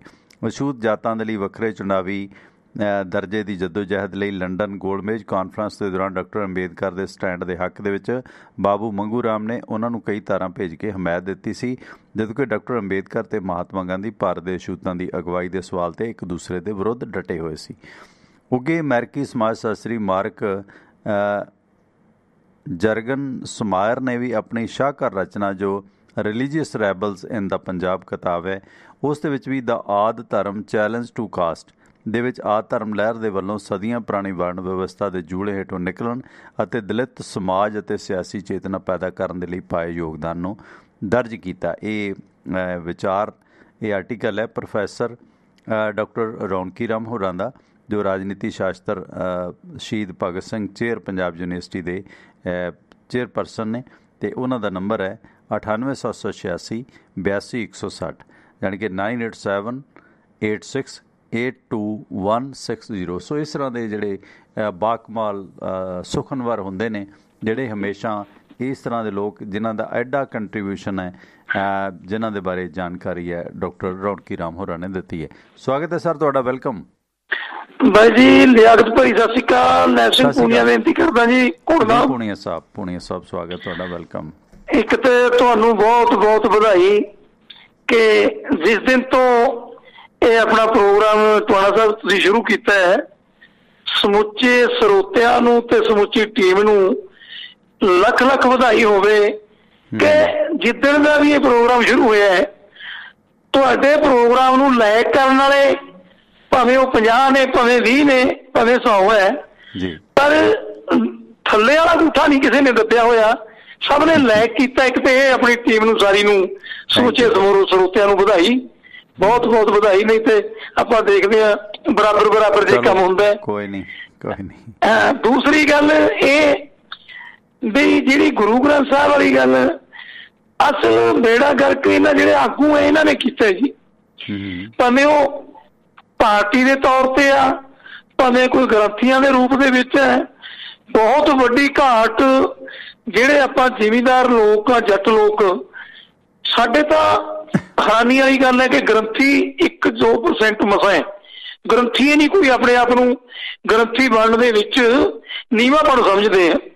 ਇੱਕ ਤਾਂ ਸਾਨੂੰ ਇਹ ਬਹੁਤ ਵੱਡੀ ਘਾਟ ਪਈ। ਦੂਜੀ, ਜਿਵੇਂ ਸਾਡੇ ਆਗੂ ਹੈ ਉਹ ਜਿਵੇਂ ਲਿਖਿਆ ਕਿ ਮਾਂਗਤ ਮਾਣ ਘਟੈ, ਪ੍ਰੀਤ ਘਟੈ ਨਿਤ ਮੀਤ ਕਹਿ ਜਾਏ। ਇਹ ਜਿਹੜੇ ਰੋਜ਼ ਉੱਥੇ ਗੁਰੂ ਗ੍ਰੰਥ ਸਾਹਿਬ ਦੇ ਆਲੇ ਦੁਆਲੇ ਘੁੰਮਣ ਵਾਲੇ ਲੋਕ ਹੈ, ਇਹ ਉਹਨਾਂ ਸਤਿਕਾਰ ਨਹੀਂ ਟਵਾਣਾ ਸਾਹਿਬ ਕਰਦੇ ਜਿੰਨਾ ਆਪਾਂ ਲੋਕ ਕਰਦੇ ਆ, ਜਿਹੜੇ ਕਦੇ ਮਹੀਨੇ 20 ਦਿਨਾਂ ਬਾਅਦ ਗੁਰੂ ਘਰ ਜਾਂਦੇ ਆ। ਉਹ ਚਾਹੇ ਮੋਨਾ ਹੈ, ਭਾਵੇਂ ਉਹ ਦਾੜਾ ਪ੍ਰਕਾਸ਼ ਅੰਮ੍ਰਿਤਧਾਰੀ ਹੈ, ਜਿਹੜਾ ਬੰਦਾ ਬਹੁਤ ਘੱਟ ਜਾਂਦਾ ਹੈ ਉਹ ਸਤਿਕਾਰ ਵੱਧ ਕਰਦਾ ਹੈ। ਸੰਗਰਾਂਦੀ ਸਿੱਖ ਮਤਲਬ ਜਿਹੜੇ ਸੰਗਰਾਂਦ ਨੂੰ ਹੀ ਜਾਂਦੇ ਆ। ਟਵਾਣਾ ਸਾਹਿਬ ਇੱਕ ਗੱਲ ਵਿਚਾਲੇ ਹੈ ਮੇਰੀ ਜੀ, ਸਭ ਤੋਂ ਵੱਡੀ ਗੱਲ ਜਿਹੜੇ ਸਾਡੇ ਆਗੂ ਆ ਉਹਨਾਂ ਨੇ ਵੱਡਾ ਦੁੱਖ ਦਿੱਤਾ ਸਾਨੂੰ ਔਰ ਲੋਕਾਂ ਦੀ ਸ਼ਰਧਾ ਘਟਾਈ। ਭਗਵੰਤ ਮਾਨ ਜਾਂਦਾ ਹੈ ਉਹ ਬਰਗਾੜੀ ਦੇ ਵਿੱਚ ਉਹਨਾਂ ਨੌਜਵਾਨਾਂ ਦੇ ਭੋਗ ਤੇ ਦਾਰੂ ਦਾ ਡੁੰਨ ਹੋ ਕੇ, ਔਰ ਇਹ ਸਾਡੇ ਕਪਤਾਨ ਸਾਹਿਬ ਹੈ, ਇਹ ਗੁਟਕਾ ਸਾਹਿਬ ਦੀ ਸਹੁੰ ਖਾਂਦੇ ਹੈ ਇੱਕ ਰਾਜ ਸੱਤਾ ਲਈ। ਮਤਲਬ ਲੋਕਾਂ ਤੇ ਇਹਨਾਂ ਗੱਲਾਂ ਦਾ ਬਹੁਤ ਬੁਰਾ ਅਸਰ ਪੈਂਦਾ ਹੈ। ਟਵਾਣਾ ਸਾਹਿਬ ਇਹਨਾਂ ਲੋਕਾਂ ਨੇ ਹੀ ਸਾਡਾ ਜ਼ਿਆਦਾ ਨੁਕਸਾਨ ਕਰਿਆ, ਜਿਹੜੇ ਧਰਮ ਦੇ ਪੈਰੋਕਾਰ ਆਗੂ ਜਿਹੜੇ ਰਹੇ ਹੈ। ਇਹ ਤੇ ਤੁਹਾਡਾ ਕੀ ਵਿਚਾਰ ਹੈ? ਕਿਰਪਾ ਕਰਕੇ। ਥੈਂਕ ਯੂ ਮਿਹਰਬਾਨੀ। ਮੇਰੇ ਕਹਿਣ ਦਾ ਮਤਲਬ ਸੀਗਾ ਕਿ ਦੇਖੋ, ਜਿਵੇਂ ਬਾਬੂ ਮੰਗੂ ਰਾਮ ਹੋਰਾਂ ਨੇ ਉਸ ਵਕਤ ਇਹ ਗਦਰੀ ਬਾਬਿਆਂ ਦੇ ਵਿੱਚ ਵੀ ਸ਼ਾਮਲ ਸੀ, ਫਰੀडम ਫਾਈਟਰ ਵੀ ਸੀ, ਫਿਰ ਵੀ ਇਹਨਾਂ ਨੇ ਜੋ ਜ਼ਮੀਨੀ ਹਕੀਕਤਾਂ ਸੀ ਉਸ ਭਾਈਚਾਰੇ ਨੂੰ ਵੀ ਜਾਗਰੂਕ ਕਰਨਾ ਵੀ ਤੁਹਾਡੀ ਜੌਬ ਹੁੰਦੀ ਹੈ। ਅਤੇ ਨਾਲ ਨਾਲ ਜਿਸ ਤਰ੍ਹਾਂ ਸਾਹਿਬ ਭਗਤ ਸਿੰਘ ਹੋਰਾਂ ਨੇ ਵੀ ਇਹਨਾਂ ਨੂੰ ਆਖਿਆ ਕਿ ਭਾਈ ਅੰਗਰੇਜ਼ ਦੀ ਚਾਲ ਤੋਂ ਵੀ ਤੁਸੀਂ ਸਤਰਕ ਰਹਿਣਾ, ਕਿ ਜਿਸ ਤਰ੍ਹਾਂ ਅੰਗਰੇਜ਼ ਬਾਕੀ ਭਾਈਚਾਰੇ ਨੂੰ ਵੰਡ ਰਿਹਾ ਤੁਸੀਂ ਕਿਤੇ ਉਸ ਟਰੈਪ ਦੇ ਵਿੱਚ ਨਾ ਆਇਓ। ਸਿਆਸੀ ਤੌਰ 'ਤੇ ਚਲੋ ਠੀਕ ਹੈ, ਇਹ ਲੋਕ ਅੱਗੇ ਵਧਦੇ ਗਏ। ਇਹ ਦੂਸਰਾ ਬਾਈ ਜੀ ਗੱਲ ਦੁਰਸਤ ਆ। ਉਸ ਤੋਂ ਬਾਅਦ ਕਈ ਪੋਲੀਟੀਕਲ ਪਾਰਟੀਆਂ ਆਈਆਂ, ਹੁਣ ਬਹੁਜਨ ਸਮਾਜ ਪਾਰਟੀ ਆਈ ਜਾਂ ਹੋਰ ਆਈ, ਇਸ ਭਾਈਚਾਰੇ ਦੀ ਨੁਮਾਇੰਦਗੀ ਕਰਦੇ ਆ। DS4 ਬਣੀ, ਬਾਬੂ ਕਾਸ਼ੀ ਰਾਮ ਹੋਣਾ ਦੇ ਵਿੱਚ ਬੜਾ ਵੱਡਾ ਉਹਨਾਂ ਦਾ ਕੰਟਰੀਬਿਊਸ਼ਨ ਪੰਜਾਬ 'ਚ ਰਿਹਾ। ਜਦੋਂ ਉਸਨੇ ਫਿਰ ਕੋਈ ਅਜਿਹੇ ਸਮਝੌਤੇ ਕਰਨ ਲੱਗੇ, ਉਹ ਸਿਆਸੀ ਹੋ ਗਏ, ਤਾਂ ਉਹਨਾਂ ਦਾ ਆਧਾਰ ਪੰਜਾਬ ਦੇ ਵਿੱਚੋਂ ਬਸਪਾ ਦਾ ਖੁੱਸਦਾ ਗਿਆ। ਹੁਣ ਬਸਪਾ ਨੇ ਫਿਰ ਅਕਾਲੀ ਦਲ ਨਾਲ ਸਾਂਝਾ ਪਾਈਆਂ ਨੇ। ਉਧਰ ਬਹੁਜਨ ਸਮਾਜ ਪਾਰਟੀ ਦੀ ਸੁਪਰੀਮੋ ਮਾਇਆਵਤੀ, ਜਿਸ ਤਰ੍ਹਾਂ ਬਾਬੂ ਕਾਸ਼ੀ ਰਾਮ ਦੇ ਪਰਿਵਾਰ ਨੂੰ ਲੈ ਕੇ ਤਿਕੜਮਬਾਜ਼ੀਆਂ ਹੋਈਆਂ, ਅਤੇ ਫਿਰ ਕਈ ਕਰਪਸ਼ਨ ਦੇ ਕੇਸ ਹੋਏ। ਉੱਥੇ ਵੱਡੇ ਵੱਡੇ ਹਾਥੀ ਲਾ ਦੇਣੇ ਸੰਗਮਰਮਰ ਦੇ, ਉਹਨਾਂ ਦਾ ਕੀ ਫਾਇਦਾ ਸੀਗਾ? ਕਰਪਸ਼ਨ ਹੋਈ, 10-10 ਲੱਖ ਰੁਪਈਆ ਸੈਂਡਲਾਂ 'ਤੇ ਖਰਚਿਆ। ਉਹ ਜੁਲੀਅਨ ਅਸਾਂਜੇ ਦੀਆਂ ਜਿਹੜੀਆਂ ਕੇਬਲਸ ਲੀਕ ਹੋਈਆਂ ਸੀ, ਸਾਰਾ ਉਸ ਪਤਾ ਕਿ ਮਾਇਆਵਤੀ ਨੇ ਕਿਵੇਂ ਮਾਇਆ ਦਾ ਦੁਰਉਪਯੋਗ ਕੀਤਾ। ਉਹ ਇਸ ਮਾਇਆ ਨੂੰ ਇਹਨਾਂ ਪੀੜਤ ਭਾਈਚਾਰਿਆਂ 'ਤੇ ਲਾ ਸਕਦੇ ਸੀ, ਪਰ ਨਹੀਂ ਲਾਉਂਦੇ। ਸੋ ਦਲਿਤਾਂ ਦੇ ਨਾਂ 'ਤੇ ਜਾਂ ਦੂਸਰੀਆਂ ਜਾਤਾਂ ਦੇ ਨਾਂ 'ਤੇ ਜਿਹੜੇ ਪੋਲੀਟੀਕਲ ਲੋਕ ਨੇ, ਇਹਨਾਂ 'ਚ ਬਹੁਤ ਘੱਟ ਲੋਕ ਨੇ ਜੋ ਇਮਾਨਦਾਰੀ ਨਾਲ ਆਪਣੀ ਤਰਜ਼ੇ ਜ਼ਿੰਦਗੀ 'ਤੇ ਕੰਮ ਕਰਦੇ ਨੇ। ਸਵਾਗਤ ਸਰ, ਵੈਲਕਮ। ਸਤਿ ਸ਼੍ਰੀ ਅਕਾਲ ਟਵਾਣਾ ਸਾਹਿਬ। ਸਤਿ ਸ਼੍ਰੀ ਅਕਾਲ ਸਰ, ਕੌਣ ਬੋਲ ਰਹੇ ਹੋ? ਮਨਜੀਤ ਇੰਦਰ ਸਿੰਘ ਬੋਲ ਰਿਹਾ ਜੀ। ਹਾਂਜੀ ਸਾਹਿਬ, ਮਨਜੀਤ ਇੰਦਰ ਸਿੰਘ ਮੰਡਿਆਣੀ ਸਾਹਿਬ, ਸਵਾਗਤ ਹੈ ਆਪ ਜੀ ਦਾ। ਹਾਂਜੀ, ਤੇ ਟਵਾਣਾ ਸਾਹਿਬ ਬਹੁਤ ਵਧੀਆ ਤੁਸੀਂ ਵਿਸ਼ਾ ਛੋਇਆ, ਇਹਦੇ ਨਾਲ ਹੀ ਸੰਬੰਧਿਤ ਜਿਹੜਾ ਆਰਟੀਕਲ ਤੁਸੀਂ ਸੁਣਾਇਆ ਬਹੁਤ ਬਾਕਮਾਲ ਸੀ। ਮੰਗੂ ਰਾਮ ਜੀ ਬਾਰੇ ਅੱਗੇ ਵੀ ਇੱਕ ਦੋ ਵਾਰੀ ਆਰਟੀਕਲ ਪੜ੍ਹੇ ਆ, ਬਹੁਤ ਸ਼ਖਸੀਅਤ ਪ੍ਰਭਾਵਸ਼ਾਲੀ ਸੀ ਇਹਨਾਂ ਦੀ। ਹਾਂ ਮੰਡਿਆਣੀ ਸਾਹਿਬ, ਤੁਸੀਂ ਤਾਂ ਲੇਖਣੀ ਨਾਲ ਇਸ ਪਾਸੇ ਜੁੜੇ ਰਹੇ ਹੋ। ਮੇਰੇ ਖਿਆਲ ਇੱਦਾਂ ਦੇ ਵਿਅਕਤੀਆਂ ਦਾ ਬਹੁਤ ਘੱਟ ਜ਼ਿਕਰ ਹੁੰਦਾ, ਖਾਸ ਕਰਕੇ ਬਾਬੂ ਮੰਗੂ ਰਾਮ ਹੋਰਾਂ ਦਾ।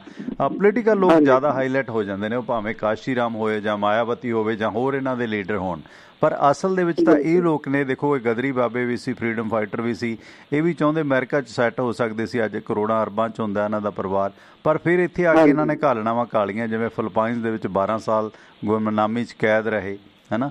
ਪਰ ਇਹ ਲੋਕ ਜਿਹੜੇ ਨੇ ਨਾ, ਨਕਾਰੇ ਗਏ ਨੇ ਇੱਕ ਤਰੀਕੇ ਨਾਲ ਸੁਸਾਇਟੀ ਦੇ ਵਿੱਚੋਂ, ਮੀਡੀਆ ਦੇ ਵਿੱਚੋਂ ਜੀ। ਦੂਸਰੀ ਗੱਲ ਟਵਾਣਾ ਸਾਹਿਬ, ਜਿਹੜੀ ਤੁਸੀਂ ਇੱਕ ਛੋਟੀ ਜਿਹੀ ਉਦਾਹਰਨ ਦਿੱਤੀ ਹੈ ਨਾ, ਭਗਤ ਰਵਿਦਾਸ ਜੀ ਨੂੰ ਗੁਰੂ ਕਹਿਣ ਪਿੱਛੇ ਕਿੰਨਾ ਵਿਵਾਦ ਖੜਾ ਕਰਤਾ ਤੇ ਵੰਡੀਆਂ ਪਾਤੀਆਂ ਖਾਮ ਖਾ ਦੀਆਂ, ਏਦਾਂ ਦੀਆਂ ਚਲੋ ਗੱਲਾਂ ਹੋਰ ਬੜੀਆਂ ਨੇ। ਗੱਲ ਹੁਣ ਇਹ ਆ ਵੀ ਸਾਨੂੰ ਪਤਾ ਲੱਗ ਗਿਆ ਵੀ ਇਹ ਕਿੰਨੀ ਮਤਲਬ ਇੱਕ ਮਾੜੀ ਅਸੀਂ ਤਰਕ ਪਾਈ ਆ। ਇੰਨੇ ਸਾਡੇ ਸਮਾਜ ਦੇ, ਸਿੱਖ ਸਮਾਜ ਦੇ ਟੁਕੜੇ ਨੂੰ ਅਸੀਂ ਨਾਰਾਜ਼ ਕਰੀ ਬੈਠੇ ਆ। ਦੇਖੋ, ਜਿਵੇਂ ਪਹਿਲੇ ਕਰਨਲ ਸਾਹਿਬ ਕਹਿ ਗਏ, ਹੁਣ ਆਪਦੇ ਆਗੂਆਂ ਨੂੰ ਜਾਂ ਧਾਰਮਿਕ ਲੀਡਰਾਂ ਨੂੰ ਦੋਸ਼ ਦੇ ਕੇ ਆਪ ਬਰੀ ਨਾ ਹੋਈਏ। ਹੁਣ ਆਪਾਂ ਇਸ ਮਤਲਬ ਰਵਿਦਾਸੀਆ ਬਰਾਦਰੀ ਆ, ਉਹਦੇ ਨਾਲ ਜ਼ਿਮੀਂਦਾਰਾਂ ਨੇ ਕਦੇ ਸੰਵਾਦ ਰਚਾਇਆ? ਆਪਾਂ ਵੀ ਕਦੀ ਆਪਣਾ ਕੋਈ ਦੋਸਤ ਰਵਿਦਾਸੀਆ ਸਿੰਘ ਹੋਵੇ, ਕਦੇ ਉਹਦੇ ਨਾਲ ਡਿਸਕਸ ਇਹੋ ਜਿਹੀ ਕਰਦੇ ਹੀ ਨਹੀਂ। ਆਪਾਂ ਟੈਬੂ ਸਮਝਦੇ ਇਹਨਾਂ ਗੱਲਾਂ ਨੂੰ।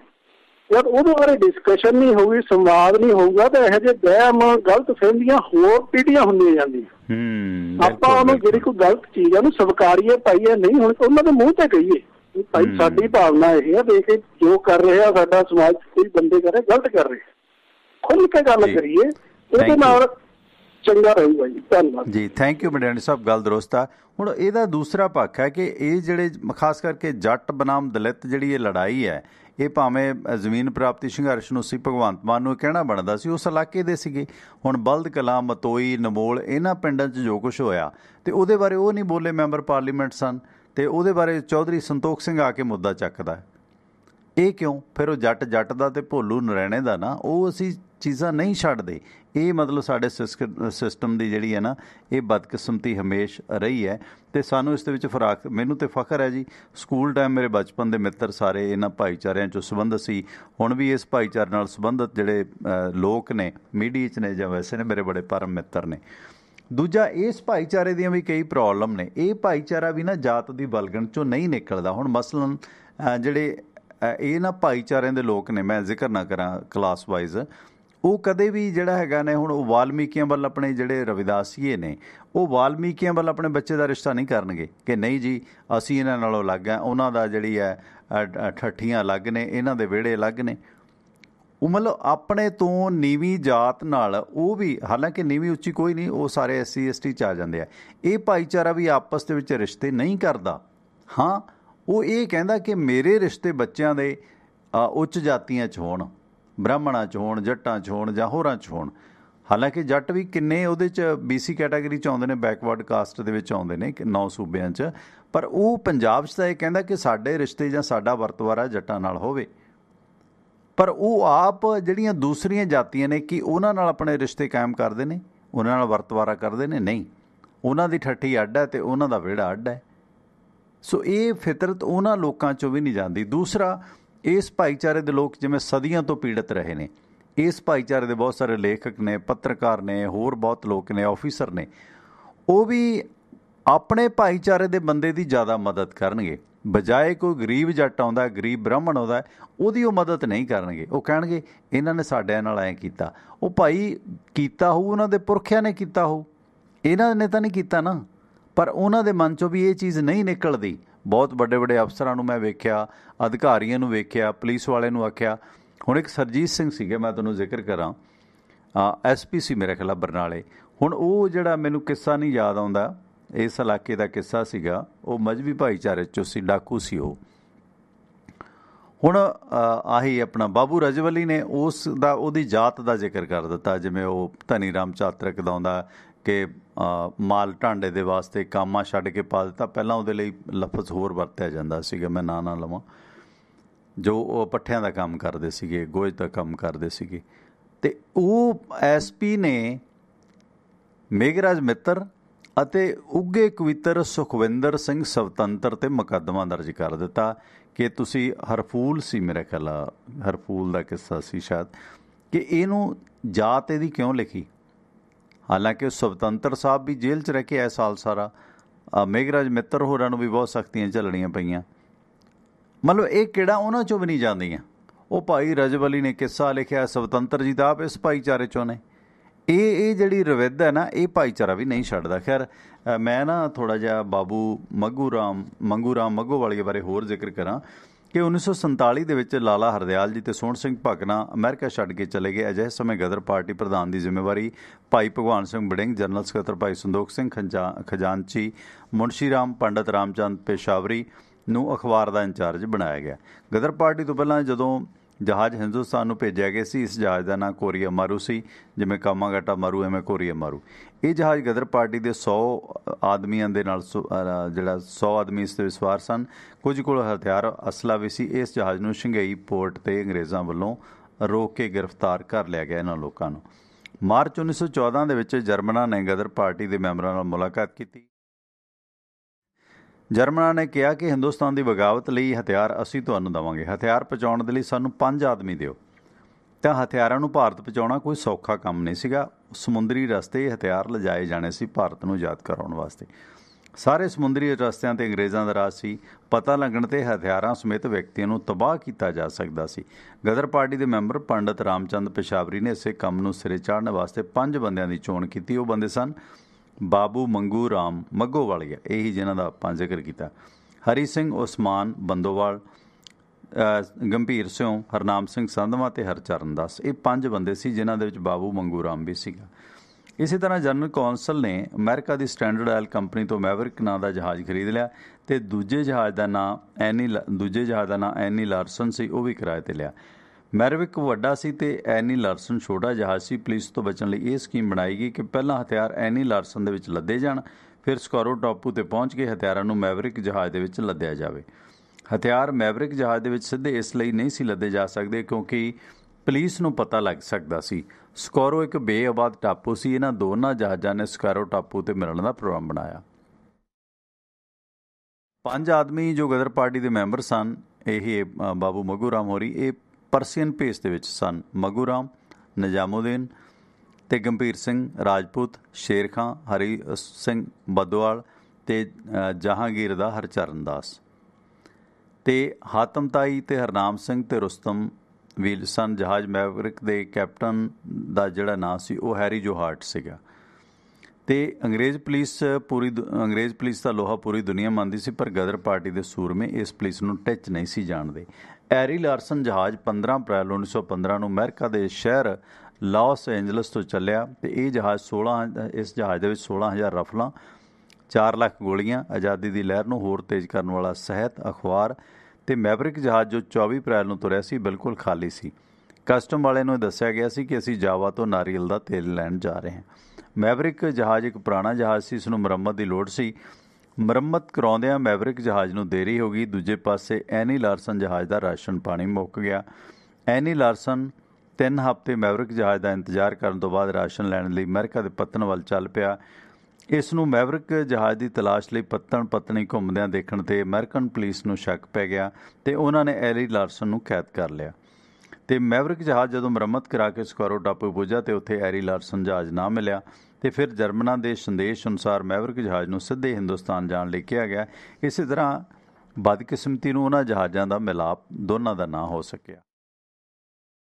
ਐਰੀ ਲਾਰਸਨ ਜਹਾਜ਼ ਤੇ ਉਸਦੇ ਅਮਲੇ ਨੂੰ ਕਾਬੂ ਕਰ ਲਿਆ ਗਿਆ। ਦੂਜੇ ਪਾਸੇ ਮੈਵਰਿਕ ਸੀ ਜਿਹੜਾ ਸਕਾਰੋ ਟਾਪੂ ਤੋਂ 30 ਦਿਨ ਇੰਤਜ਼ਾਰ ਕਰਦਾ ਰਿਹਾ ਤੇ 31ਵੇਂ ਦਿਨ ਆਸਟ੍ਰੇਲੀਆ ਦੇ ਜੰਗੀ ਜਹਾਜ਼ ਜਿਸ ਦਾ ਨਾਂ ਸਿਡਨੀ ਮੈਨ ਆਫ ਵਾਰ ਸੀ ਨੇ ਜਹਾਜ਼ ਦੀ ਤਲਾਸ਼ੀ ਲਈ, ਪਰ ਜਹਾਜ਼ ਖਾਲੀ ਸੀ, ਇਸ ਕਰਕੇ ਉਸ ਨੂੰ ਜਾਣ ਦਾ ਹੁਕਮ ਹੋਇਆ। ਮੈਵਰਿਕ ਉੱਥੋਂ ਚੱਲ ਕੇ ਵੇਰਾ ਕਰੂਜ਼ ਬੰਦਰਗਾਹ ਤੇ ਪੁੱਜਾ ਤੇ ਰਾਸ਼ਨ ਪਾਣੀ ਲੱਦ ਕੇ ਜਹਾਜ਼ ਹਵਾਈਅਨ ਟਾਪੂ ਕੋਲੋਂ ਲੰਘਦਾ ਹੋਇਆ ਨਿਊ ਗਿਨੀ ਦੇ ਸਮੁੰਦਰ ਦੇ ਵਿੱਚ ਹੁੰਦਾ ਹੋਇਆ ਜਾਵਾ ਸਮਾਰਟਾ ਦੀ ਬੰਦਰਗਾਹ ਬਤਾਵੀਆ ਤੇ ਬੰਦਰਗਾਹ ਤੇ ਜਾ ਖੜਾ ਹੋਇਆ ਤੇ ਅੰਗਰੇਜ਼ਾਂ ਨੇ ਡੱਚ ਗਵਰਨਰ ਨੂੰ ਜਹਾਜ਼ ਦੇ ਵਿਰੁੱਧ ਕਾਰਵਾਈ ਕਰਨ ਦੇ ਲਈ ਜ਼ੋਰ ਪਾਇਆ।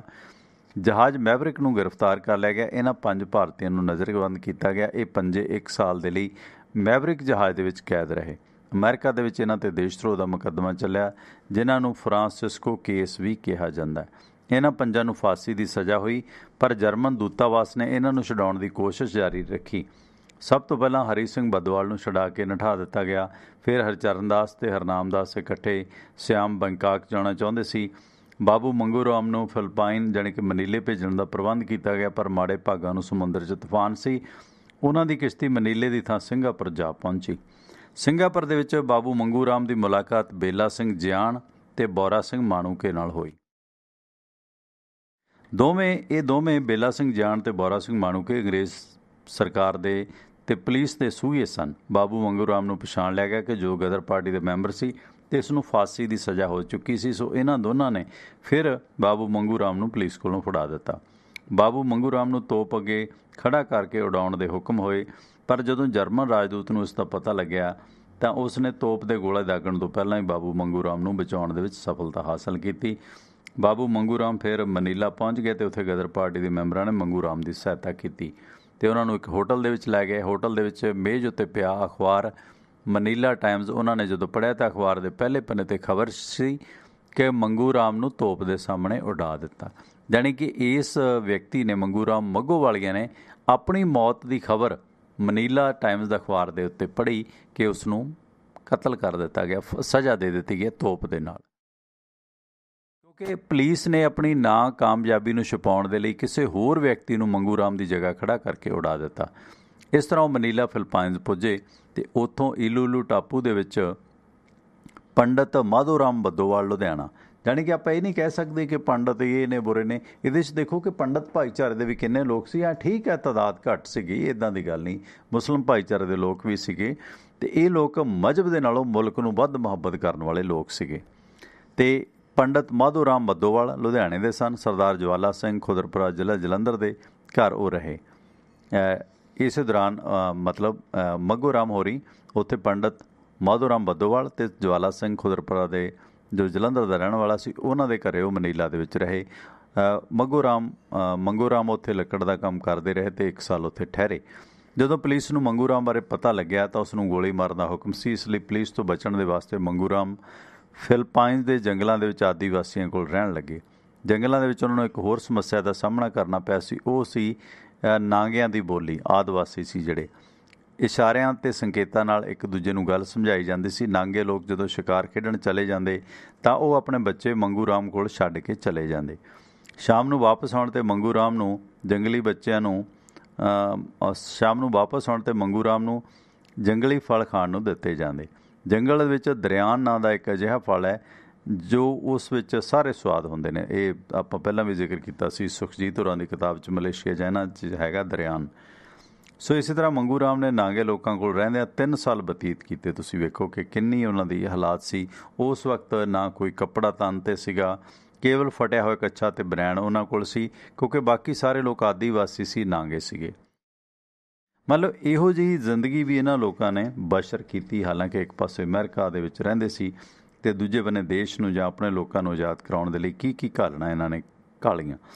ਇੱਕ ਦਿਨ ਇੱਕ ਪਗੜੀ ਵਾਲਾ ਅਮਰੀਕਨ ਆਦਮੀ ਸ਼ਿਕਾਰ ਖੇਡਦਾ ਜੰਗਲ ਆ ਗਿਆ। ਪਗੜੀ ਦੇਖ ਕੇ ਮੰਗੂ ਰਾਮ ਸਮਝ ਗਿਆ ਕਿ ਪੰਜਾਬੀ ਹੈ। ਉਹ ਹੌਲੀ ਹੌਲੀ ਦਰਖਤਾਂ ਦੇ ਓਹਲੇ ਉਸ ਕੋਲ ਪਹੁੰਚ ਗਿਆ ਅਤੇ ਉਸ ਨੂੰ ਕਿਹਾ, ਗੋਲੀ ਨਾ ਚਲਾਈ, ਮੈਂ ਵੀ ਪੰਜਾਬੀ ਹਾਂ। ਉਹ ਆਦਮੀ, ਜਿਸ ਦਾ ਨਾਂ ਕਰਤਾਰ ਸਿੰਘ ਸੀ, ਆਵਾਜ਼ ਸੁਣਦਿਆਂ ਹੀ ਪਗੜੀ ਵਾਲੇ ਆਦਮੀ ਕੋਲ ਪੁੱਜ ਗਿਆ, ਮੰਗੂ ਰਾਮ ਕੋਲ ਪੁੱਜ ਗਿਆ। ਮੰਗੂ ਰਾਮ ਨੇ ਉਸ ਨੂੰ ਆਪਣੀ ਸਾਰੀ ਵਿਥਿਆ ਦੱਸੀ ਕਿ ਭਾਈ ਮੈਂ ਗਦਰ ਪਾਰਟੀ ਦਾ ਮੈਂਬਰ ਮੰਗੂ ਰਾਮ ਹੈ। ਉਹ ਉਸ ਨੂੰ ਮਨੀਲਾ ਲੈ ਗਿਆ। ਮਨੀਲੇ ਵਿੱਚੋਂ ਸ਼ਿਕਾਗੋ ਅਮਰੀਕਾ ਦੀ ਕੰਪਨੀ ਜੋ ਕੱਪੜਾ ਬਣਾਉਂਦੀ ਸੀ, ਉਹ ਇਸ ਕੰਪਨੀ ਦੇ ਵਿੱਚ ਮੰਗੂ ਰਾਮ ਹੋਰੀ ਕੰਮ ਕਰਨ ਲੱਗੇ। ਇਸ ਕੰਪਨੀ ਦਾ ਮਾਲਕ ਮਾਰਸ਼ਲ ਫੀਲਡ ਸੀ ਅਤੇ ਉਸ ਦੀ ਰਿਹਾਇਸ਼ ਦਾ ਪ੍ਰਬੰਧ ਵੀ ਉੱਥੇ ਕੀਤਾ ਗਿਆ। 1922 ਦੇ ਵਿੱਚ ਮਨੀਲਾ ਦੇ ਵਿੱਚ ਪ੍ਰਿੰਸ ਆਫ ਵੇਲਜ਼ ਨੇ ਆਉਣਾ ਸੀ, ਜੋ ਪ੍ਰਿੰਸ ਆਫ ਵੇਲਜ਼ ਜਾਰਜ ਪੰਜਵੇਂ ਦਾ ਪੁੱਤਰ ਸੀ। 1921-22 ਦੇ ਦੌਰਾਨ ਭਾਰਤ ਸਮੇਤ ਪੂਰਬ ਏਸ਼ੀਆ ਦੇ ਉਹ ਦੌਰੇ 'ਤੇ ਸੀ। ਮਈ 1922 ਨੂੰ ਵੀ ਪੂਰਬੀ ਏਸ਼ੀਆ ਦੇ ਦੇਸ਼ ਫਿਲਪਾਈਨ ਦਾ ਦੌਰਾ ਕੀਤਾ। ਉਸ ਵਕਤ ਮੰਗੂ ਰਾਮ ਨੇ ਮਿਸਟਰ ਜੋਹਨਮਨ ਐਂਡ ਮਾਰਸ਼ਲ ਫੀਲਡ ਕੰਪਨੀ ਦੇ ਵਿੱਚ ਕੰਮ ਕਰਦਾ ਸੀ। ਉਸ ਨੂੰ ਗਦਰ ਪਾਰਟੀ ਦਾ ਸਰਗਰਮ ਮੈਂਬਰ ਅਤੇ ਖਤਰਨਾਕ ਕਾਰਕੁਨ ਹੋਣ ਕਰਕੇ 6 ਮਹੀਨੇ ਦੇ ਲਈ ਨਜ਼ਰਬੰਦ ਕੀਤਾ ਗਿਆ। ਕਿਉਂਕਿ ਮੰਗੂ ਰਾਮ ਦੀ ਗ੍ਰਿਫਤਾਰੀ ਦੇ ਲਈ ਪੁਲਿਸ ਨੂੰ ਸੂਹ ਕੰਪਨੀ ਦੇ ਕਾਮਿਆਂ ਵੱਲੋਂ ਜਾਣੀ ਸਾਥੀਆਂ ਵੱਲੋਂ ਹੀ ਦਿੱਤੀ ਗਈ ਸੀ। ਭਾਵੇਂ ਕਿ 1922 ਤੱਕ ਗਦਰ ਲਹਿਰ ਪੂਰੀ ਤਰ੍ਹਾਂ ਖਤਮ ਹੋ ਚੁੱਕੀ ਸੀ, ਪਰ ਉਹਨਾਂ ਦੀਆਂ ਨਜ਼ਰਾਂ ਦੇ ਵਿੱਚ ਮੰਗੂ ਰਾਮ ਇੱਕ ਖਤਰਨਾਕ ਅਪਰਾਧੀ ਸੀ ਕਿ ਉਹ ਕਿਸੇ ਤਰ੍ਹਾਂ ਪ੍ਰਿੰਸ ਦਾ ਨੁਕਸਾਨ ਨਾ ਕਰੇ। CID ਦੀਆਂ ਫਾਈਲਾਂ ਦੇ ਵਿੱਚ ਬਾਬੂ ਮੰਗੂ ਰਾਮ ਮੰਗੋਵਾਲੀ ਨੂੰ ਖਤਰਨਾਕ ਕਾਰਕੁਨ ਐਲਾਨਿਆ ਗਿਆ ਸੀ। ਰਿਹਾਈ ਤੋਂ ਮਗਰੋਂ ਕੰਪਨੀ ਦੇ ਮਾਲਕ ਨੇ ਉਸ ਨੂੰ ਪੁੱਛਿਆ ਕਿ ਤੁਹਾਨੂੰ ਕਿਸ ਦੋਸ਼ 'ਤੇ 6 ਮਹੀਨੇ ਦੇ ਲਈ ਨਜ਼ਰਬੰਦ ਕੀਤਾ ਗਿਆ। ਤਾਂ ਉਸਨੇ ਆਪਣੇ ਉਸ ਅੰਗਰੇਜ਼ ਮਾਲਕ ਨੂੰ ਦੱਸਿਆ ਕਿ ਮੈਂ ਆਪਣੇ ਮੁਲਕ ਨੂੰ ਆਜ਼ਾਦ ਕਰਾਉਣ ਲਈ ਸੰਘਰਸ਼ ਕਰ ਰਿਹਾ, ਇਸ ਲਈ ਮੈਨੂੰ ਪ੍ਰਿੰਸ ਆਫ ਵੇਲਜ਼ ਨੂੰ ਮੈਂ ਕਿਸੇ ਤਰ੍ਹਾਂ ਨੁਕਸਾਨ ਨਾ ਪਹੁੰਚਾਵਾਂ, ਇਸ ਕਰਕੇ ਮੈਨੂੰ ਕੈਦ ਕੀਤਾ ਗਿਆ। ਤਾਂ ਕੰਪਨੀ ਦਾ ਜਿਹੜਾ ਮਾਲਕ ਸੀ ਮਾਰਸ਼ਲ ਫੀਲਡ, ਉਹ ਬਹੁਤ ਖੁਸ਼ ਹੋਇਆ ਕਿ ਤੁਸੀਂ ਆਪਣੇ ਹਕੂਕ ਲਈ ਲੜ ਰਹੇ ਹੋ, ਤੁਸੀਂ ਕੋਈ ਗੁਨਾਹ ਨਹੀਂ ਕੀਤਾ। ਸੋ ਕੰਪਨੀ ਦੇ ਮਾਲਕ ਨੇ ਫਿਰ ਉਸ ਨੂੰ ਸਖਤ ਡਿਊਟੀ ਤੋਂ ਹਟਾ ਕੇ ਕੱਪੜਾ ਸਪਲਾਈ ਕਰਨ 'ਤੇ ਲਗਾ ਦਿੱਤਾ। ਕੱਪੜੇ ਦੀ ਸਪਲਾਈ ਦੇ ਦੌਰਾਨ ਮੰਗੂ ਰਾਮ ਦੀ ਮੁਲਾਕਾਤ ਫਿਰ ਇੱਕ ਪੰਜਾਬੀ ਨਾਲ ਹੋਈ ਜੋ ਦੁਕਾਨ ਤੋਂ ਕੱਪੜਾ ਖਰੀਦ ਰਿਹਾ ਸੀ। ਮੰਗੂ ਰਾਮ ਨੇ ਉਸ ਨੂੰ ਪਛਾਣ ਲਿਆ। ਉਸ ਦਾ ਨਾਂ ਗੰਗਾ ਸਿੰਘ ਤਰਖਾਣ ਸੀ, ਜੋ ਮੰਗੂ ਰਾਮ ਦੇ ਪਿੰਡ ਮੁੱਗੋਵਾਲ ਦਾ ਹੀ ਰਹਿਣ ਵਾਲਾ ਸੀ। ਗੰਗਾ ਰਾਮ ਨੇ ਉਸ ਨੂੰ ਨਾ ਪਹਿਚਾਣਿਆ ਤਾਂ ਉਸਨੇ ਦੱਸਿਆ ਕਿ ਮੇਰਾ ਨਾਮ ਮੰਗੂ ਰਾਮ ਹੈ। ਤਾਂ ਗੰਗਾ ਸਿੰਘ ਨੇ ਦੱਸਿਆ ਕਿ ਤੇਰੇ ਘਰਦਿਆਂ ਨੇ ਤੇ ਪਿੰਡ ਵਾਲਿਆਂ ਨੇ ਤੈਨੂੰ ਮਰਿਆ ਹੋਇਆ ਸਮਝ ਲਿਆ ਕਿ ਤੈਨੂੰ ਤੋਪ ਅੱਗੇ ਉਡਾ ਦਿੱਤਾ। ਅਤੇ ਉਸਨੇ ਦੱਸਿਆ ਕਿ ਮੈਂ ਜਰਮਨ ਰਾਜਦੂਤ ਦੀ ਸਹਾਇਤਾ ਦੇ ਨਾਲ ਬਚਿਆ। ਮੰਗੂ ਰਾਮ ਨੇ ਆਪ ਬੀਤੀ ਦੱਸੀ ਅਤੇ ਮੰਗੂ ਰਾਮ ਨੇ ਆਖਿਆ ਕਿ ਜਦੋਂ ਤੂੰ ਮੇਰੇ ਪਿੰਡ ਮੱਘੋਵਾਲ ਗਿਆ ਤਾਂ ਘਰਦਿਆਂ ਨੂੰ ਰਾਜੀ ਖੁਸ਼ੀ ਦੱਸੀ। ਅਤੇ ਉਸਨੇ ਆਪਣੇ ਮਾਪਿਆਂ ਲਈ ਕੱਪੜੇ ਅਤੇ ਤੋਹਫੇ ਭੇਜੇ। 1924 ਦੇ ਆਖਰੀ ਮਹੀਨਿਆਂ ਦੇ ਵਿੱਚ ਮੰਗੂ ਰਾਮ ਨੂੰ ਪਿਤਾ ਹਰਨਾਮ ਦਾਸ ਦੀਆਂ ਚਿੱਠੀਆਂ ਉੱਥੇ ਆਉਣ ਲੱਗ ਪਈਆਂ। ਸੋ ਪਿਤਾ ਦੀਆਂ ਚਿੱਠੀਆਂ ਤੋਂ ਮਿਲੀਆਂ ਹਦਾਇਤਾਂ ਮੰਨ ਕੇ ਉਹ ਪਿੰਡ ਵਾਪਸ ਪਰਤਣ ਦੇ ਲਈ ਆਏ ਅਤੇ 1925 ਦੇ ਆਖਰੀ ਮਹੀਨਿਆਂ ਦੇ ਵਿੱਚ ਉਹ ਪਿੰਡ ਪਹੁੰਚੇ। ਇਸ ਤਰ੍ਹਾਂ ਦੀ ਘਾਲਣਾ ਹੈ ਉਸ ਵਕਤ ਦੇ ਇਹਨਾਂ ਮਹਾਨ ਸ਼ਹੀਦਾਂ ਮੁਰੀਦਾਂ ਦੀ, ਜਿਨ੍ਹਾਂ ਨੇ ਉਸ ਵਕਤ ਆਪਣੀ ਜਾਨ ਹੂਲ ਕੇ ਇਹ ਲੜਾਈਆਂ ਨੇ ਜਿਹੜੀਆਂ ਲੜੀਆਂ। ਸੋ ਵਕਤ ਮਿਲੇ ਰੋਜ਼ ਦੀ ਪੋਲੀਟੀਕਲ ਲੋਕਾਂ ਦੀ ਕਾਟੋ ਕਲੇਸ਼, ਰੋਜ਼ ਦੀਆਂ ਇਹ ਬੇਥਵੀਆਂ ਛੱਡ ਕੇ ਕਦੇ ਨਾ ਕਦੇ ਅਸੀਂ ਇਹਨਾਂ ਮਹਾਨ ਰੂਹਾਂ ਨੂੰ ਵੀ ਸਜਦਾ ਸਲੂਟ ਕਰੀਏ। ਇਹ ਸੀ ਬਾਬੂ ਮੰਗੂ ਰਾਮ ਮੋਗੋਵਾਲੀਆ ਹੋਰਾਂ ਦੀ ਗਾਥਾ, ਜਿਨ੍ਹਾਂ ਨੇ 11 ਜੂਨ 1926 ਨੂੰ ਪਹਿਲੀ ਆਦ ਧਰਮ ਲਹਿਰ ਦੀ ਸ਼ੁਰੂਆਤ ਕੀਤੀ ਤੇ ਅੱਜ ਹਜ਼ਾਰਾਂ ਲੋਕ ਅਮਨ ਅਮਾਨ ਦੇ ਨਾਲ ਜੇ ਜ਼ਿੰਦਗੀ ਬਸਰ ਕਰ ਰਹੇ ਨੇ ਤਾਂ ਇਸ ਦਾ ਕ੍ਰੈਡਿਟ ਇਹਨਾਂ ਮਹਾਨ ਰੂਹਾਂ ਨੂੰ ਜਾਂਦਾ ਹੈ। ਤੇ ਇਹਨਾਂ ਬਾਰੇ ਕਮਾਲ ਦੀਆਂ ਜਾਣਕਾਰੀਆਂ ਇਕੱਤਰ ਕੀਤੀਆਂ ਨੇ, ਆਰਟੀਕਲ ਲਿਖਿਆ ਡਾਕਟਰ ਰੌਣਕੀ ਰਾਮ ਹੋਰਾਂ ਨੇ, ਜੋ ਕਿ ਰਾਜਨੀਤੀ ਵਿਭਾਗ ਪੰਜਾਬ ਯੂਨੀਵਰਸਿਟੀ ਚੰਡੀਗੜ੍ਹ ਤੇ ਸਾਹਿਬ ਭਗਤ ਸਿੰਘ ਚੇਅਰ ਚੰਡੀਗੜ੍ਹ ਨਾਲ ਸੰਬੰਧਿਤ ਨੇ, ਪੰਜਾਬ ਯੂਨੀਵਰਸਿਟੀ ਚੰਡੀਗੜ੍ਹ ਨਾਲ।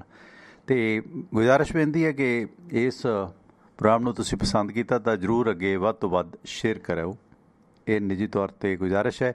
ਟਿਵਾਣਾ ਰੇਡੀਓ ਦੇ ਇਸ ਪ੍ਰੋਗਰਾਮ ਦੇ ਨਾਲ ਤੁਸੀਂ ਭਾਰਤੀ ਸਮਾਂ ਸਵੇਰੇ 6:30 ਵਜੇ ਤੋਂ ਲੈ ਕੇ 8:30 ਵਜੇ ਤੱਕ ਤੇ ਸ਼ਾਮ ਨੂੰ 8 ਵਜੇ ਤੋਂ ਲੈ ਕੇ 10 ਵਜੇ ਤੱਕ, ਸੋਮਵਾਰ ਤੋਂ ਸ਼ਨੀਵਾਰ ਇਹ ਪ੍ਰੋਗਰਾਮ ਹੁੰਦਾ। 2 ਘੰਟੇ ਸਵੇਰੇ ਤੇ 2 ਘੰਟੇ ਸ਼ਾਮ ਨੂੰ ਰਾਜਨੀਤਿਕ ਚਰਚਾ ਦੇ ਵਾਸਤੇ ਸਾਹ ਸੁਰਿੰਦਰ ਸਿੰਘ ਆਪਣੇ ਨਾਲ ਜੁੜਦੇ ਨੇ।